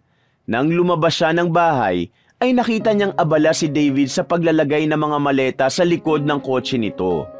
Natigilan siya at saglit na pinagmasdan ng lalaki. Salamat naman at aalis na siya. Mahina niyang bulong sa sarili. Sa wakas, aalis na ang lalaking nagdulot sa kanya ng matinding takot at puot. Hindi niya napigilan ng isang bahagyang ngiti nang makita ang pag-andar ng sasakyan ni David palayo. Para bang isang napakalaking tinik ang natanggal sa kanyang pagkatao. Pagkalipas ng ilang sandali, abala na sina Rowena at Delia sa paglalabas sa likod bahay. Bigla silang napatigil nang marinig ang malakas na tawag ni Margarita mula sa loob ng bahay. Delia, Rowena, halina kayo rito. May naghahanap sa inyo. Sigaw ni Margarita. Nagkatinginan na mag-ina. Sino kaya yun, Nay? Tanong ni Rowena. Ewan ko anak, tara tingnan natin. Tugon ni Delia. Pagdating nila sa sala, bumungad sa kanila ang isang matangkad na lalaki. Nakasuot ito ng simpleng polo at pantalon na may matikas na tindig. Natigilan si Delia at napaatras ng bahagya. Naitutop nito ang kamay sa bibig kasabay ng pag-agos ng mga luha sa magkabila nitong pisngi. Diyos ko, Benjamin? Nanginginig na bulalas ni Delia. Tumango ang lalaki at hindi na nakapagpigil si Delia. Lumapit ito at mahigpit na niyakap ang lalaki habang patuloy na tumutulo ang mga luha. Lumingon si Delia kay Rowena na naguguluhan kung sino ang lalaking yakap ng nanay niya. Rowena, siya ang tatay mo. Mahinang sabi ni Delia. Natigilan si Rowena. Hindi siya makapaniwala sa narinig. Nakatitig siya sa lalaking noon lamang niya nakita. Tatay? Utal na tanong ni Rowena. Lumapit si Benjamin kay Rowena. Oo anak, ako ang tatay mo. Pasensya na kung ngayon lang ako nagpakita sa inyo. Maraming taon akong naghanap ng pagkakataon pero...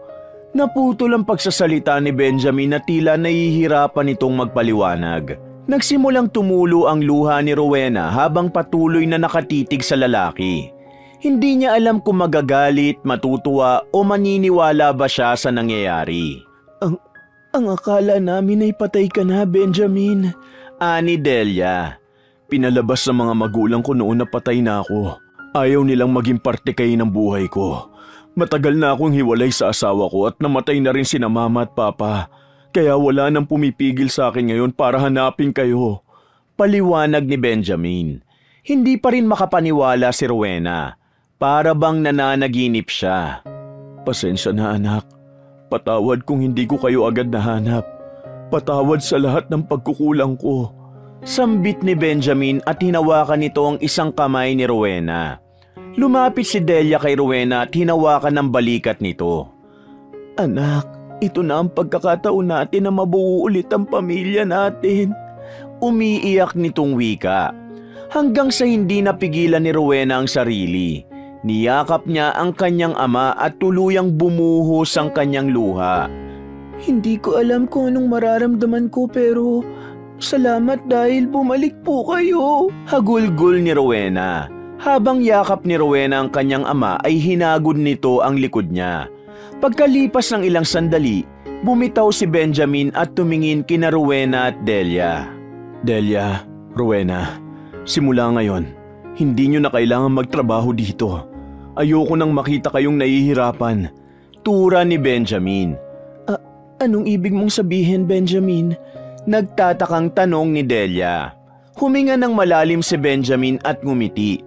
Simula ngayon, titira na kayo sa bahay ko. Hindi na kayo kailangan magtrabaho pa. Ako nang bahala sa inyo. Gusto kong bumawi sa lahat ng taon na nawala sa atin. Natigilan ang mag-ina. Parang hindi nila maunawaan ang mga naririnig nila. Benjamin, totoo ba yan? Paano naman kami? Hindi pa natatapos ni Delia ang kanyang sinasabi nang hawakan ni Benjamin ang kamay nito. Totoo, Delia. Matagal ko nang hinanda ang sarili ko para sa araw na ito. May sapat akong ipon at maayos ang bahay ko.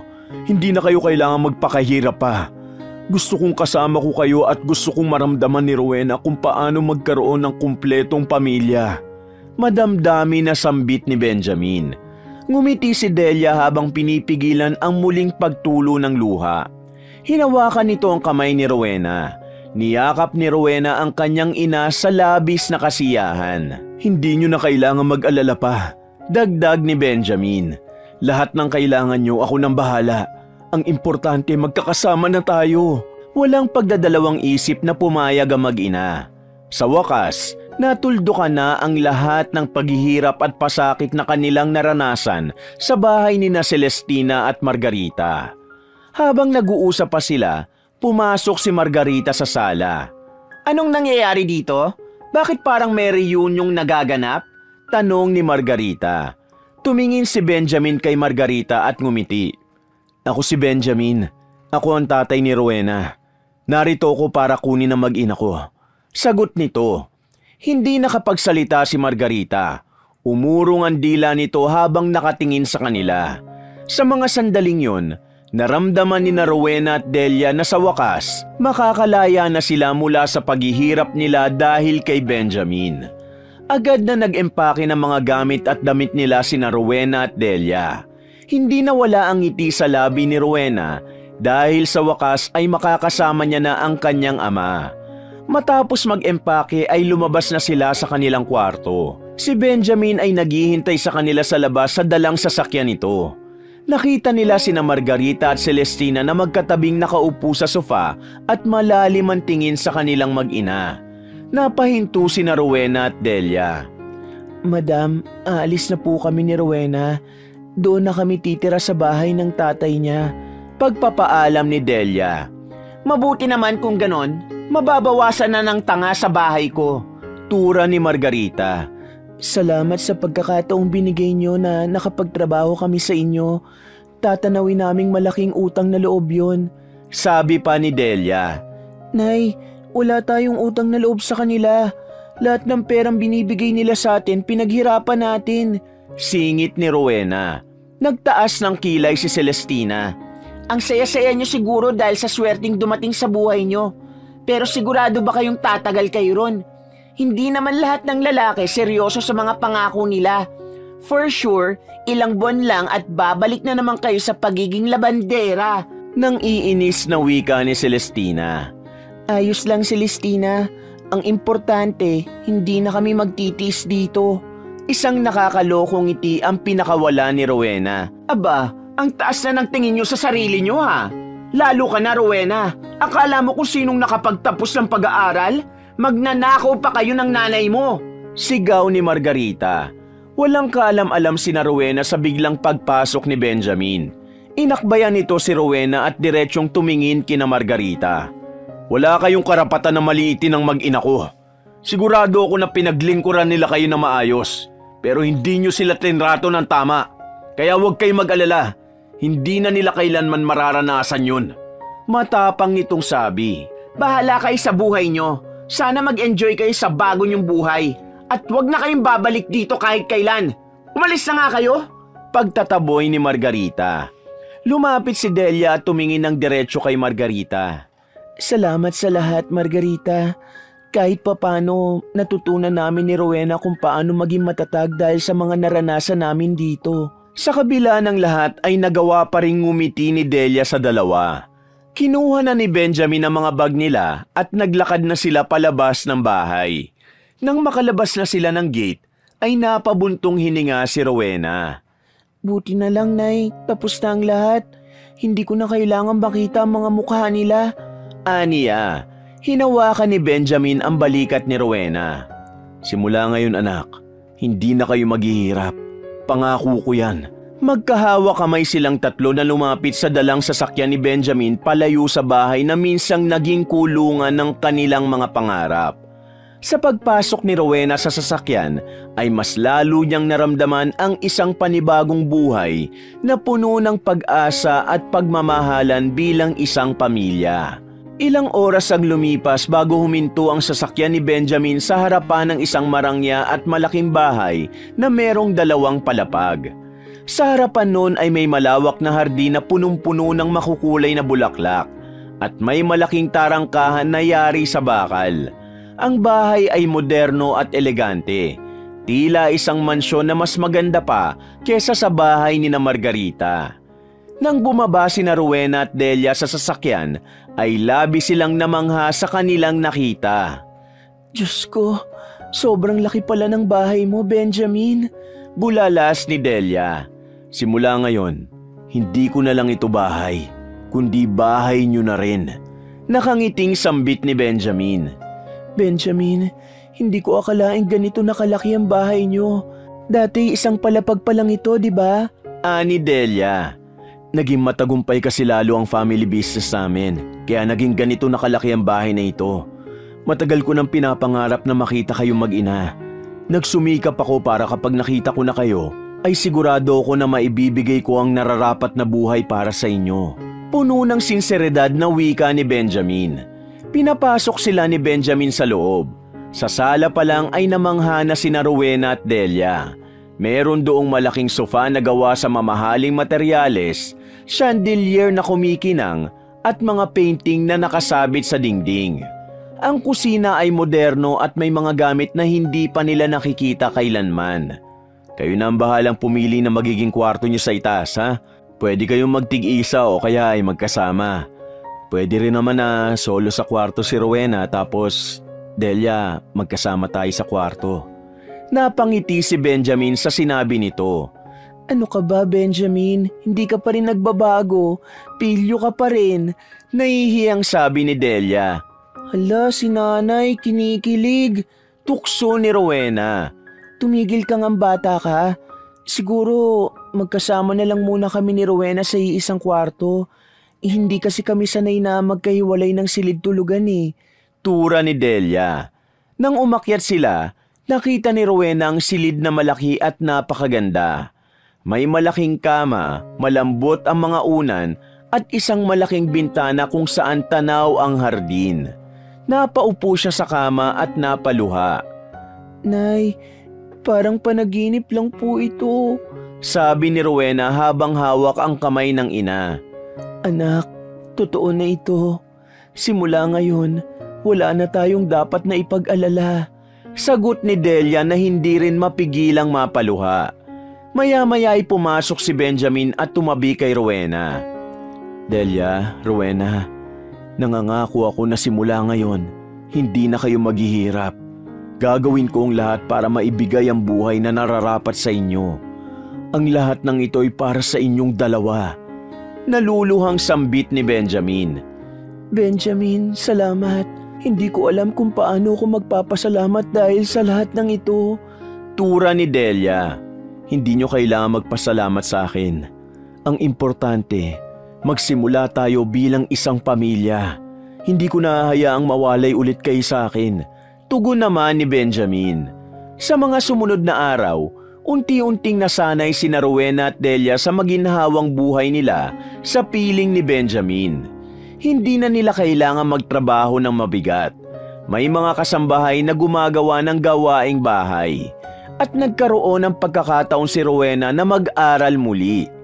Sa wakas, Naranasan ni Rowena at Delia ang ginhawa at kaligayahan na noon ay tila pangarap lamang. Ang kanilang bagong tahanan ay naging simbolo ng panibagong buhay. Isang buhay na puno ng pag-asa at pagmamahalan bilang isang buong pamilya. Makalipas ang ilang buwan, lubos na nagbago ang buhay ni Rowena at Delia. Mula sa simpleng pamumuhay ay nakaranas na sila ng mga bagay na dati ay hindi man lang nila pinangarap dahil alam nilang hindi naman nila mararanasan. Ngunit sadyang mabuti ang Diyos dahil hindi sila pinabayaan. Hindi akalain ni Rowena na bukod sa nakaahon na sila sa kahirapan, ay kasama pa niya ang kanyang ama na mula pagkasilang ay hindi man lang niya nakasama. Isang araw, nasa isang malaking mall sina Rowena at Delia kasama si Benjamin. Si Rowena ay masayang namimili ng mga damit sa isang mamahaling butik habang si Delia ay tumitingin ng mga sapatos. Nay, tingnan mo ito, ang ganda ng kulay. Parang bagay ito sa akin. Sabi ni Rowena habang hawak ang isang peach-colored na dress. Anak, maganda nga. Isukat mo nga para makita natin kung bagay talaga sa'yo. Sagot ni Delia na may ngiti sa labi. Agad na tinignan ni Rowena ang presyo at napangiwi siya. Ang mahal pala, Nay. 3 sako na ng bigas ang presyo ng damit na ito, ah. Aniya, Rowena, huwag kayong mag-alala sa presyo. Piliin niyo ang kahit anong gusto niyo at akong bahalang magbayad. Singit ni Benjamin. Benjamin, hindi naman kailangan na masyadong mahal ang mga gamit namin ng anak mo. Sabi ni Delia. Delia, matagal na kayo nagtiis sa hirap. Ngayon panahon na para maranasan yung maginhawang buhay. At hayaan niyo ako na ako ang magparanas nun sa inyo. Sagot ni Benjamin habang hawak ang isang kamay ni Delia. Nang sabihin ni Benjamin na bilhin na ni Rowena ang damit na hawak niya, ay dumiretso na siya sa cashier matapos makuha ang tamang size ng damit. Bukod pa roon, ay marami pa silang pinamili na si Benjamin mismo ang pumili para sa kanila. Habang isa-isang iniiska ng kanilang mga pinamiling damit, sapatos, bag at ilang accessories, ay hindi pa rin makapaniwala si Rowena nang nangyayari ang lahat ng yun. Makalipas ang ilang linggo, nagpunta naman ang mag-anak sa isang kilalang beach resort. Sa unang pagkakataon, naranasan ni Rowena at Delia ang isang engranding bakasyon sa isang lugar na napakaganda. Ginawa nilang lahat ng activities doon at talagang nag-enjoy sila ng husto. Bukod sa shopping at bakasyon, nagawa rin nilang magpunta sa iba't ibang lugar. Nagpunta sila sa isang amusement park kung saan sa unang pagkakataon ay sumakay si Rowena ng Ferris wheel at roller coaster. Ang bawat araw na lumipas sa mag-ina ay naging puno ng kasiyahan at pasasalamat. Sa wakas, natamasa na nila ang buhay na malaya sa pang-aabuso at paghihirap. Isang gabi, mahimbing na natutulog si Rowena sa tabi ni Delia. Simula nang manirahan sila sa bahay ng kanyang ama, ay palagi nang masarap ang tulog niya. Hindi na siya nag-iisip bago matulog na baka sa susunod na araw ay may mananakit sa kanila ng kanyang ina. Ngunit mali ang akala ni Rowena nang ligtas na siya sa epekto ng kasamaang ginawa ni Margarita at Celestina sa kanila. Dahil kahit hanggang sa panaginip ay sinusundan siya ng mag-ina. Sa kanyang panaginip, muli niyang naranasan ang matinding pang-aapi ni Margarita at Celestina. Pinaglalampaso siya ng dalawa ng sahig at pagkatapos ay tatapakan ng kanyang mga kamay hanggang sa magmakaawa siya sa mga ito habang umiiyak. Pagkatapos ay paulit-ulit siyang sasampalin ni Celestina habang si Margarita naman ay walang tigil ang bibig sa pangiinsulto sa kanya at sa nanay niya. Nagulat si Rowena nang bigla siyang magising mula sa panaginip na yon. Napaupo siya sa kama.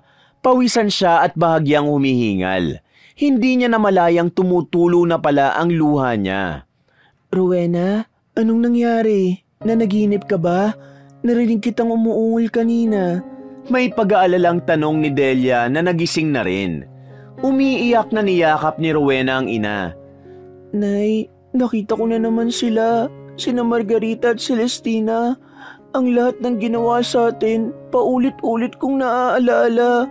Kahit sa panaginip ko, hindi nila ako pinapatahimik. Sambit niya.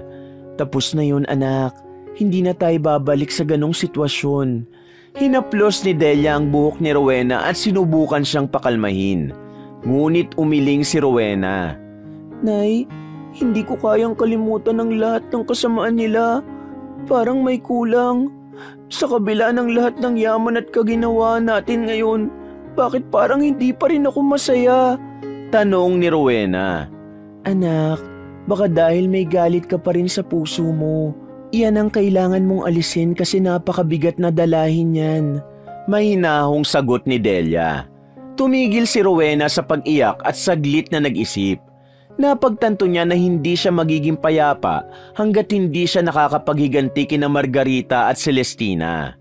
Siguro nga, Nay, pero hindi ko hayaang mabaon na lang sa limot ang lahat ng naranasan natin kina Margarita at Celestina. Kailangan may gawin ako. Sabi ni Rowena habang pinupunasan ang mga luha. Rowena, huwag mo hayaang sirain ng galit ang puso mo. Mas maganda kung patawarin mo na lang sila. Paalala ni Delia. Ngunit sa kabila ng mga salita na yun ni Delia, ay may galit pa rin sa puso si Rowena. Mariin niyang naikuyom ang kanyang kamao at nangako siya sa sarili na kapag nakakita siya ng pagkakataon na gumanti, ay gaganti siya sa mag-inang nagpahirap sa kanila ng kanyang nanay. Nang sumunod na araw, nakahiga si Rowena sa malambot niyang kama at hawak ang kanyang cellphone. Nagbabrowse siya sa social media. Biglang tumigil ang kanyang hintuturo nang mapansin ang isang ad na nasa kanyang newsfeed. Mahina niya yung binasa. For sale, malaking bahay at lupa sa bayan ng Santa Maria. Nakilala agad ni Rowena ang bahay na nasa larawan. Yun ang bahay ni na Margarita at Celestina. Nanlaki ang mga mata niya. Hindi siya makapaniwala sa nabasa niya.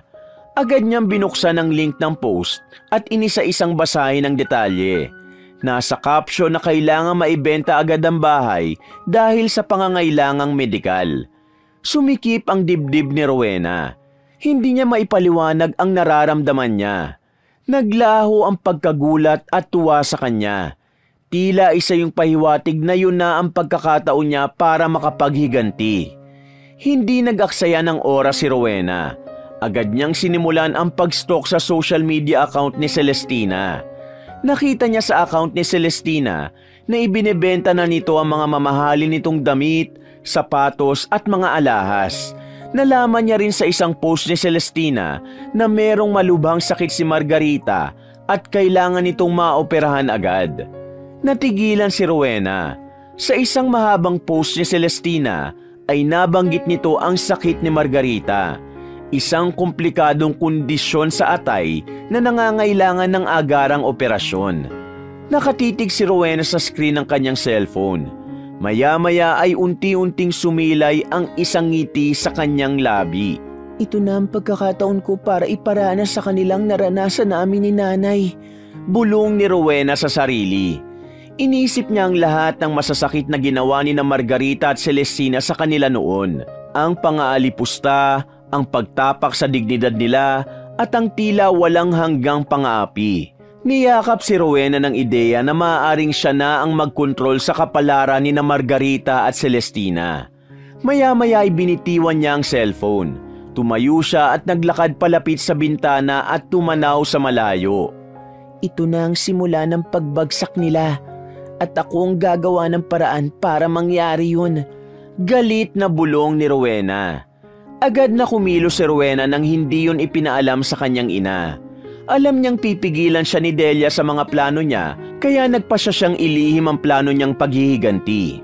Isang umaga, nasa isang coffee shop si Rowena. Nakaupo siya sa isang sulok habang kausap ang isang lalaking nasa edad 40.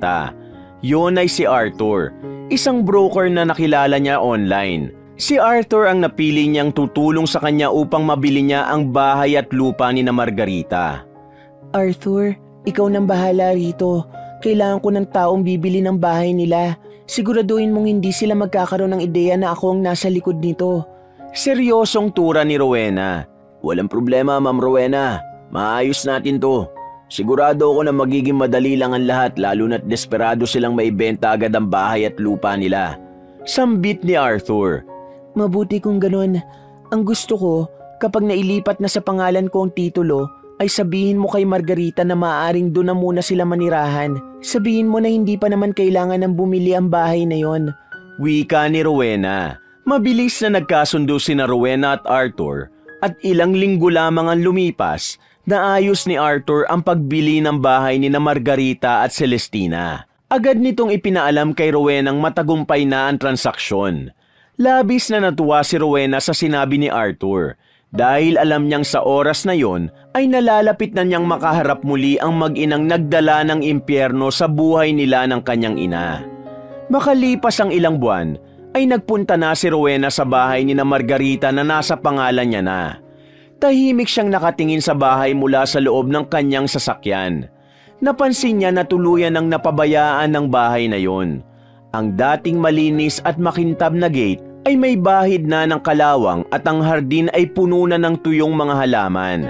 Sa loob ng 3 buwang paghihintay, siniguro niyang hindi maghihinala sina Margarita at Celestina kung sino ang tunay na nakabili ng bahay at lupa ng mga ito. Bumaba na si Rowena mula sa kanyang sasakyan. Nakasuot siya ng itim na dress at may suot siyang shades. Ang mataas niyang takong ay lumilikha ng tunog sa semento. Bawat hakbang niya ay puno ng kumpiyansa. Pagdating sa pinto ay kumatok siya ng mahina at ilang saglit lamang, bumukas ang pinto at bumungad si Celestinang nakasuot ng simpleng t-shirt at lumang shorts. Sino ka? At bakit ka pumasok sa bakuran namin nang hindi nagpapaalam? Alam mo bang trespassing ang ginagawa mo? Mataray na bungad ni Celestina. Trespassing? Paano magiging trespassing ang ginawa ko kung ako ang may-ari ng bahay at lupa na ito? Mahinahon ngunit madiin na sagot ni Rowena. Natigilan si Celestina. Mula sa loob ng bahay ay narinig ni Rowena ang paos na boses ni Margarita. Celestina, sinong nandyan? Tanong ni Margarita. Mami, siya raw po may-ari nitong bahay at lupa. Sagot ni Celestinang nanginginig ang boses. Hinawi ni Rowena si Celestina. Natuwa siya dahil hindi man lang siya nakilala ng dalawa. Nandito ako para makita ang kalagayan ng bahay. Ayoko namang pabayaan ang pag-aari ko. Habang nagsasalita si Rowena, ay sinuri niya ang reaksyon ng mag-ina. May bahagyang takot sa mukha ng dalawa. Maya-maya ay lumapit si Margarita kay Rowena at tinitigan siya nito ng mabuti. Sandali, parang kilala kita. Ikaw ba si... Hindi nagawang tapusin ni Margarita ang sasabihin dahil inunahan na ito ng pagkagimbal. Ngumiti si Rowena at inalis ang suot niyang shades. Tama ka, Margarita. Ako nga, si Rowena. Na-surprise ba kayo? Aniya. Rowena? Hindi makapaniwalang sambit ni Margarita habang nanlalaki ang mga mata. Oo, ako nga. Ang dating aliping minamaliit nyo. Ngayon, ako nang may-ari ng bahay na ito na dati ay sa inyo. Nagmamalaking wika ni Rowena. Nanatiling nakatayo si Rowena sa harap ng dalawa habang nag-e-enjoy siyang panoorin ang reaksyon ng mga ito. Hindi makatingin ng diretso si Margarita sa kanya habang si Celestina ay mataliman tingin. Tahimik na ginala ni Rowena ang paningin sa paligid. Ang maruming kurtina, ang sirang sofa at ang kakaibang amoy ng buong bahay, lahat ng yon ay patunay ng pagbagsak ng mag-ina. Pinabayaan nyo na ang bahay na ito o wala na kayong pera para ma-maintain ito? Huwag kayong mag-alala. Ibabalik ko sa dati ang bahay na ito at mas pagagandahin ko pa. Sabi ni Rowena. Hindi makapagsalita sina Margarita at Celestina. Nakita ni Rowena ang bahagyang pagyuko ni Margarita na parang tinanggap na nito ang pagkatalo. Para kay Rowena ay hindi sapat ang tagpong yun upang makaramdam siya ng tagumpay sa kanyang paghihiganti. Hindi ako naniniwalang ikaw ang nakabili ng bahay at lupa namin. Galit na sabi ni Celestina. Patunay ba ang gusto mo? Ito ang patunay. Inabot ni Rowena kay Celestina ang isang envelope kung saan nakalagay ang titulo ng lupa at patunay na sa kanya na yon nakapangalan. Nang makita yun ni Margarita ay nangilid ang luha nito. Totoo nga. Ikaw na nga ang may-ari ng bahay at lupa namin. Hindi makapaniwalang wika nito. Tama ka na naman, Margarita. Kaya ngayon, kayo na ang walang karapatan sa bahay na ito. Mabuti pa, magsimula na kayong mag-empake dahil kailangan nyo nang umalis. Matapang natura ni Rowena. Anong karapatan mo na paalisin kami dito? Hindi mo pwedeng gawin sa amin to! Sigaw ni Celestina na tila hindi matanggap ang nangyayari. Napailing si Rowena at tumingin kay Celestina ng diretso. Celestina, ang papel na hawak ng nanay mo ang nagsasabi kung sino na ang may-ari ng bahay at lupa na ito. At pangalan ko ang nakalagay dyan. Kaya akin na ang lahat ng nandito. Kaya bago pa ako tumawag ng mga pulis, umalis na kayo. Pagpapalayas ni Rowena sa mag-ina. Hindi kumibo si Margarita. Tahimik itong nakatitig sa papeles. Maya-maya ay dahan-dahan itong lumapit kay Rowena. Rowena, alam kong marami kaming nagawang mali sa inyo noon. Pero maawa ka sa amin. Wala kaming mapupuntahan. Pakiusap, wag mo kaming paalisin. Naluluhang samo ni Margarita. Nagtaas ng isang kilay si Rowena. Pinagmamasdan niya si Margarita na kulang na lang ay lumuhod sa harapan niya.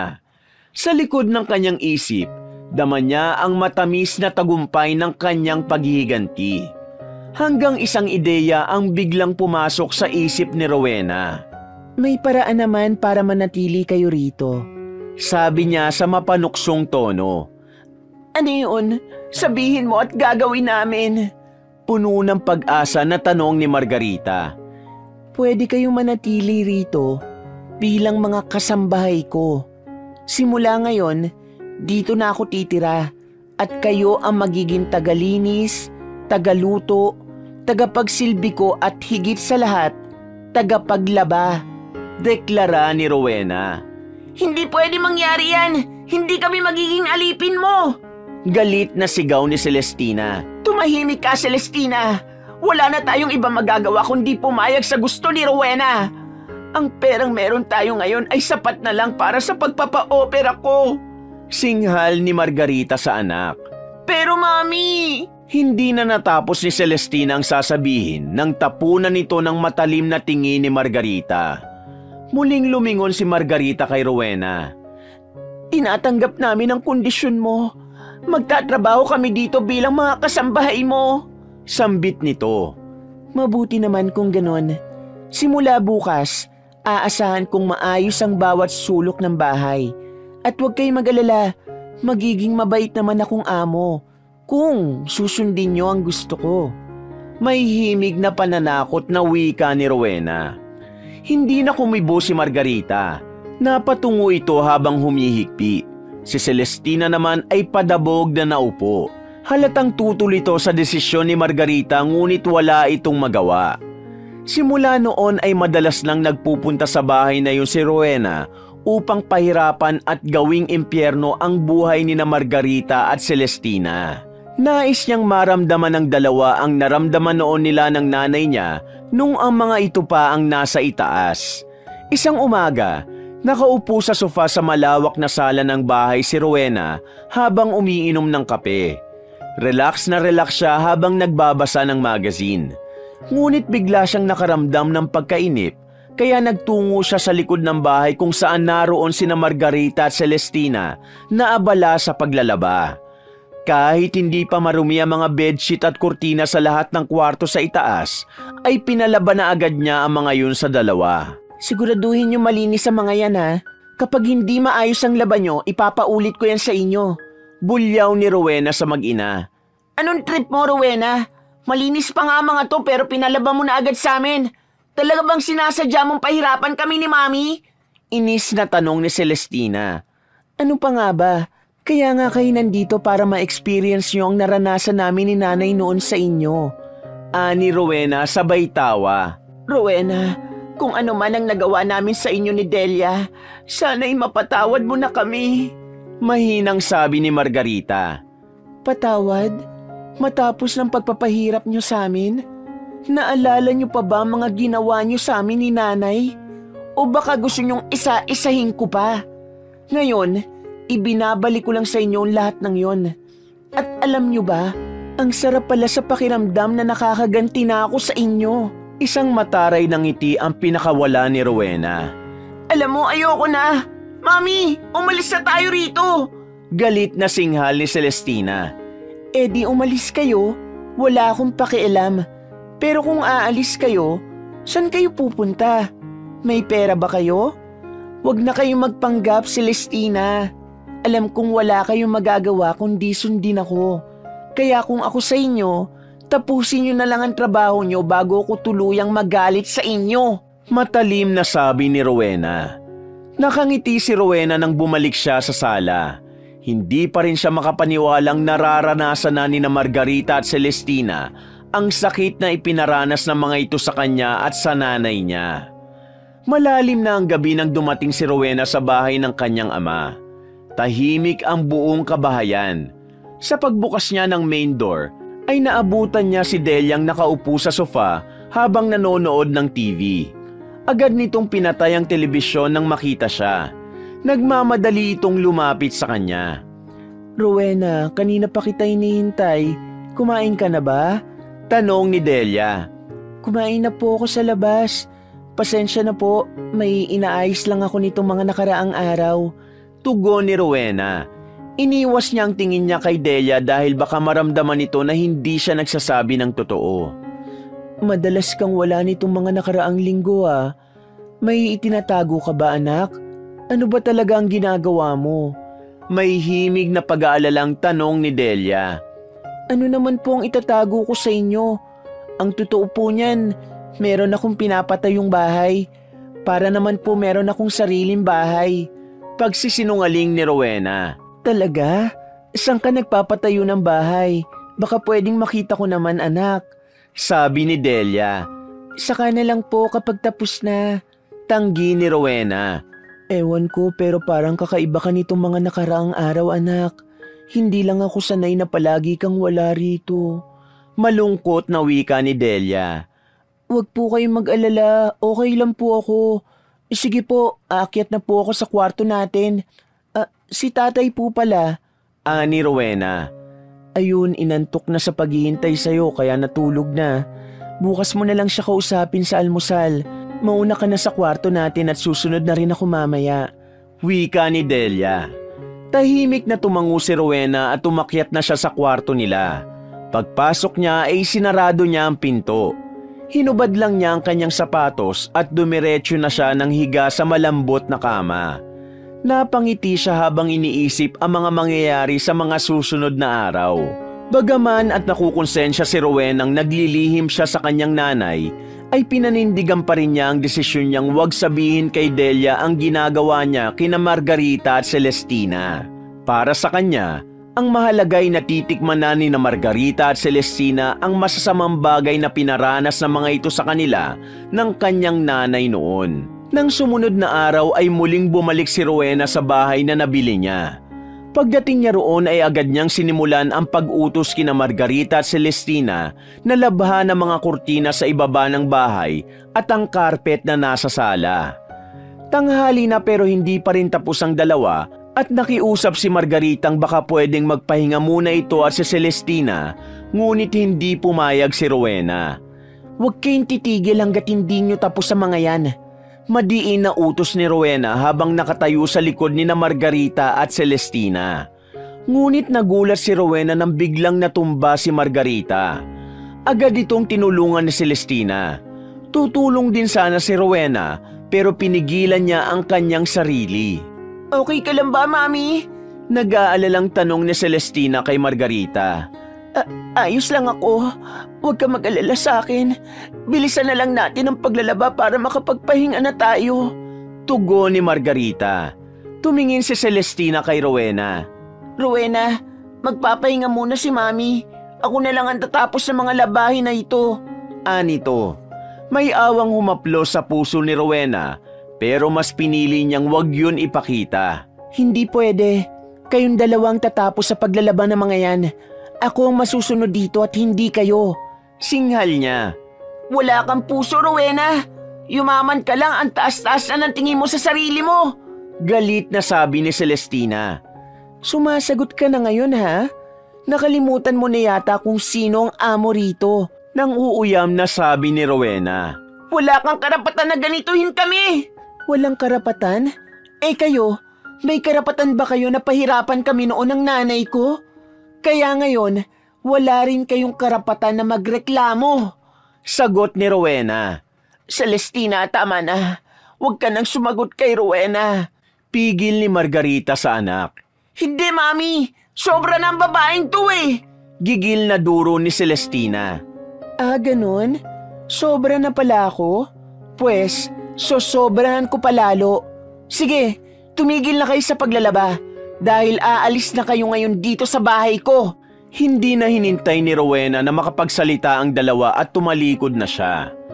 Malalaki ang mga hakbang na tinungo ni Rowena ang kwarto ni na Margarita at nilabas niya ang lahat ng damit na mga ito na nasa aparador. Dinala niya ang mga yun sa sala at tinapon sa sahig. Umiiyak na lumapit si Margarita kay Rowena. Parang awa mo na, Rowena. Huwag mo kaming palayasin. Wala na kaming mapupuntahan. Pagmamakaawa ni Margarita. Matiim na tiningnan ni Rowena si Margarita. Sige, hindi ko kayo papalayasin kung luluhod kay sa harapan ko at magmamakaawa. Hamon niya. Rowena, maawa ka. Samo ni Margarita. Luluhod kayo o papalayasin ko kayo? Singhal ni Rowena. Celestina, lumuhod na tayo. Ani Margarita.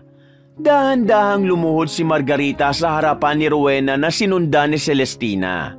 Kapwa tahimik na umiiyak ang dalawa. Ano pang hinihintay nyo? Magmakaawa na kayo sa akin. Bulyaw ni Rowena. Ang kanyang boses ay puno ng galit na nagmula pa noong unang araw na pinahirapan sila ni na Margarita at Celestina. Bago pa man makapagsalita si na Margarita, ay nagulat silang lahat sa biglang pagdating ni Delia.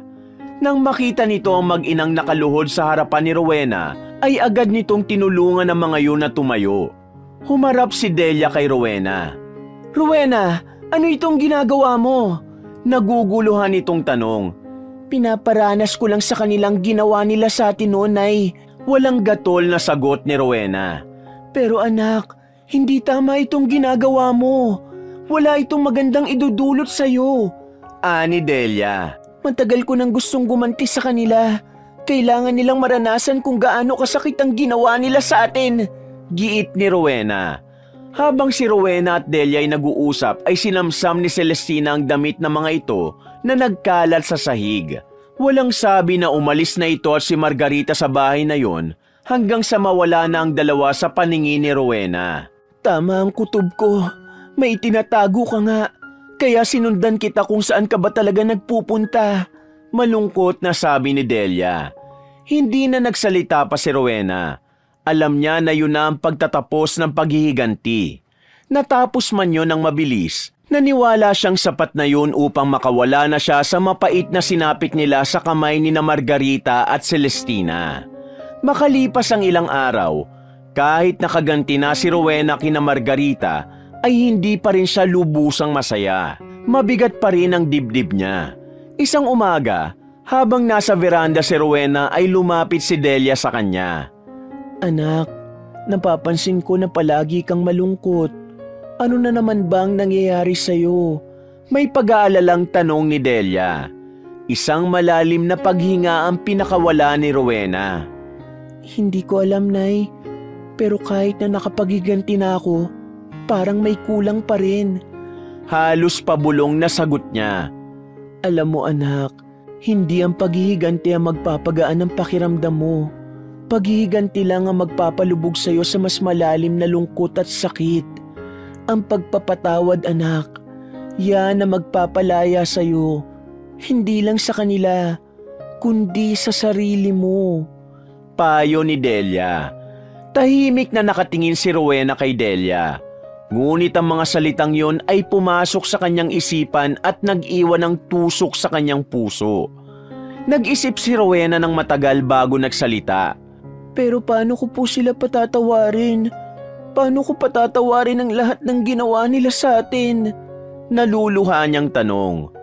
Ang pagpapatawad ay hindi para sa kanila, anak. Para yun sa'yo. Kung patuloy mong dala ang galit dyan sa puso mo, hindi ka makakakita ng kapayapaan. Sagot ni Delia. Sa sinabing yun ni Delia, napagtanto ni Rowena na ang sugat sa kanyang puso ay hindi gumagaling dahil sa galit na naroon.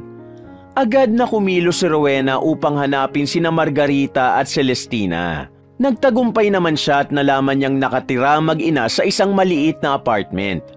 Nagtungo roon si Rowena nang walang pagdadalawang isip. Pagdating niya sa maliit na apartment na mag-ina, ay tumigil siya sandali sa harap ng pintuan. Nag-ipon muna siya ng lakas ng loob bago kumatok. Si Celestina ang nagbukas ng pinto. Rowena, anong ginagawa mo rito? Umalis ka na! Gulat nitong bulalas. Celestina, hindi ako narito para makipag-away. Mahinahong sabi ni Rowena. Kung ganon, anong ginagawa mo rito? Tanong ni Celestina. Sa pagkakataon na yun ay lumapit na sa kanila si Margarita. Narito ako upang humingi ng tawad sa lahat ng pagmamalupit na nagawa ko sa inyong dalawa. Tugon ni Rowena habang naluluha. Ngunit si Margarita ay kinuha ang isang kamay ni Rowena. Wala kang dapat na ihingi ng tawad, Rowena. Kami ng anak ko ang dapat gumawa niyan. Kaya humihingi kami ng tawad sa iyo at sa nanay mo. Masyado kaming naging mataas noon at nakalimutan na namin na magpakatao. Kami ang dahilan ng galit na meron dyan sa puso mo. Tura nito. Sa sinabing yun ni Margarita ay tuluyan ng napaiyak si Rowena. Pinapatawad ko na kayo ni Celestina.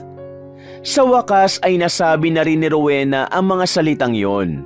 Hindi na napigilan ni Rowena ang yakapin sina Margarita at Celestina. Nagkaiyakan silang tatlo habang patuloy na humihingi ng tawad sa isa't isa. Sa sandaling yon ay naramdaman ni Rowena ang hindi maipaliwanag na ginhawa. Tila ba ang bigat na matagal niyang pinasan ay nawala sa isang saglit. Napagtanto ni Rowena na ang pagkamit sa kasiyahan at kapayapaan ng isip ay hindi makukuha sa paghihiganti kundi sa pagpapatawad sa nagkasala sa kanya at sa kanyang sarili. Makalipas ang ilang linggo, nagsimula nang magbago ang buhay ni Rowena. Hindi na siya ang dating Rowena na puno ng galit at paghihiganti. Natutunan niya na ang pagpapatawad ay hindi nangangahulugang kakalimutan na niya ang lahat ng sakit na dulot ng nakaraan. Sa halip, ito ay isang proseso ng pagpapalaya sa sarili mula sa mga sakit na patuloy na nagpapahirap sa kanyang puso at isip. Natutunan niyang ang tanging paraan upang makamit ang tunay na kapayapaan ay ang pagtanggap at pagpapatawad sa mga pagkakamali, pati na rin sa mga taong nagdulot ng sakit sa kanya. Ang pagpapatawad para kay Rowena ay naging isang hakbang tungo sa mas magaan at mas masayang buhay. Wakas.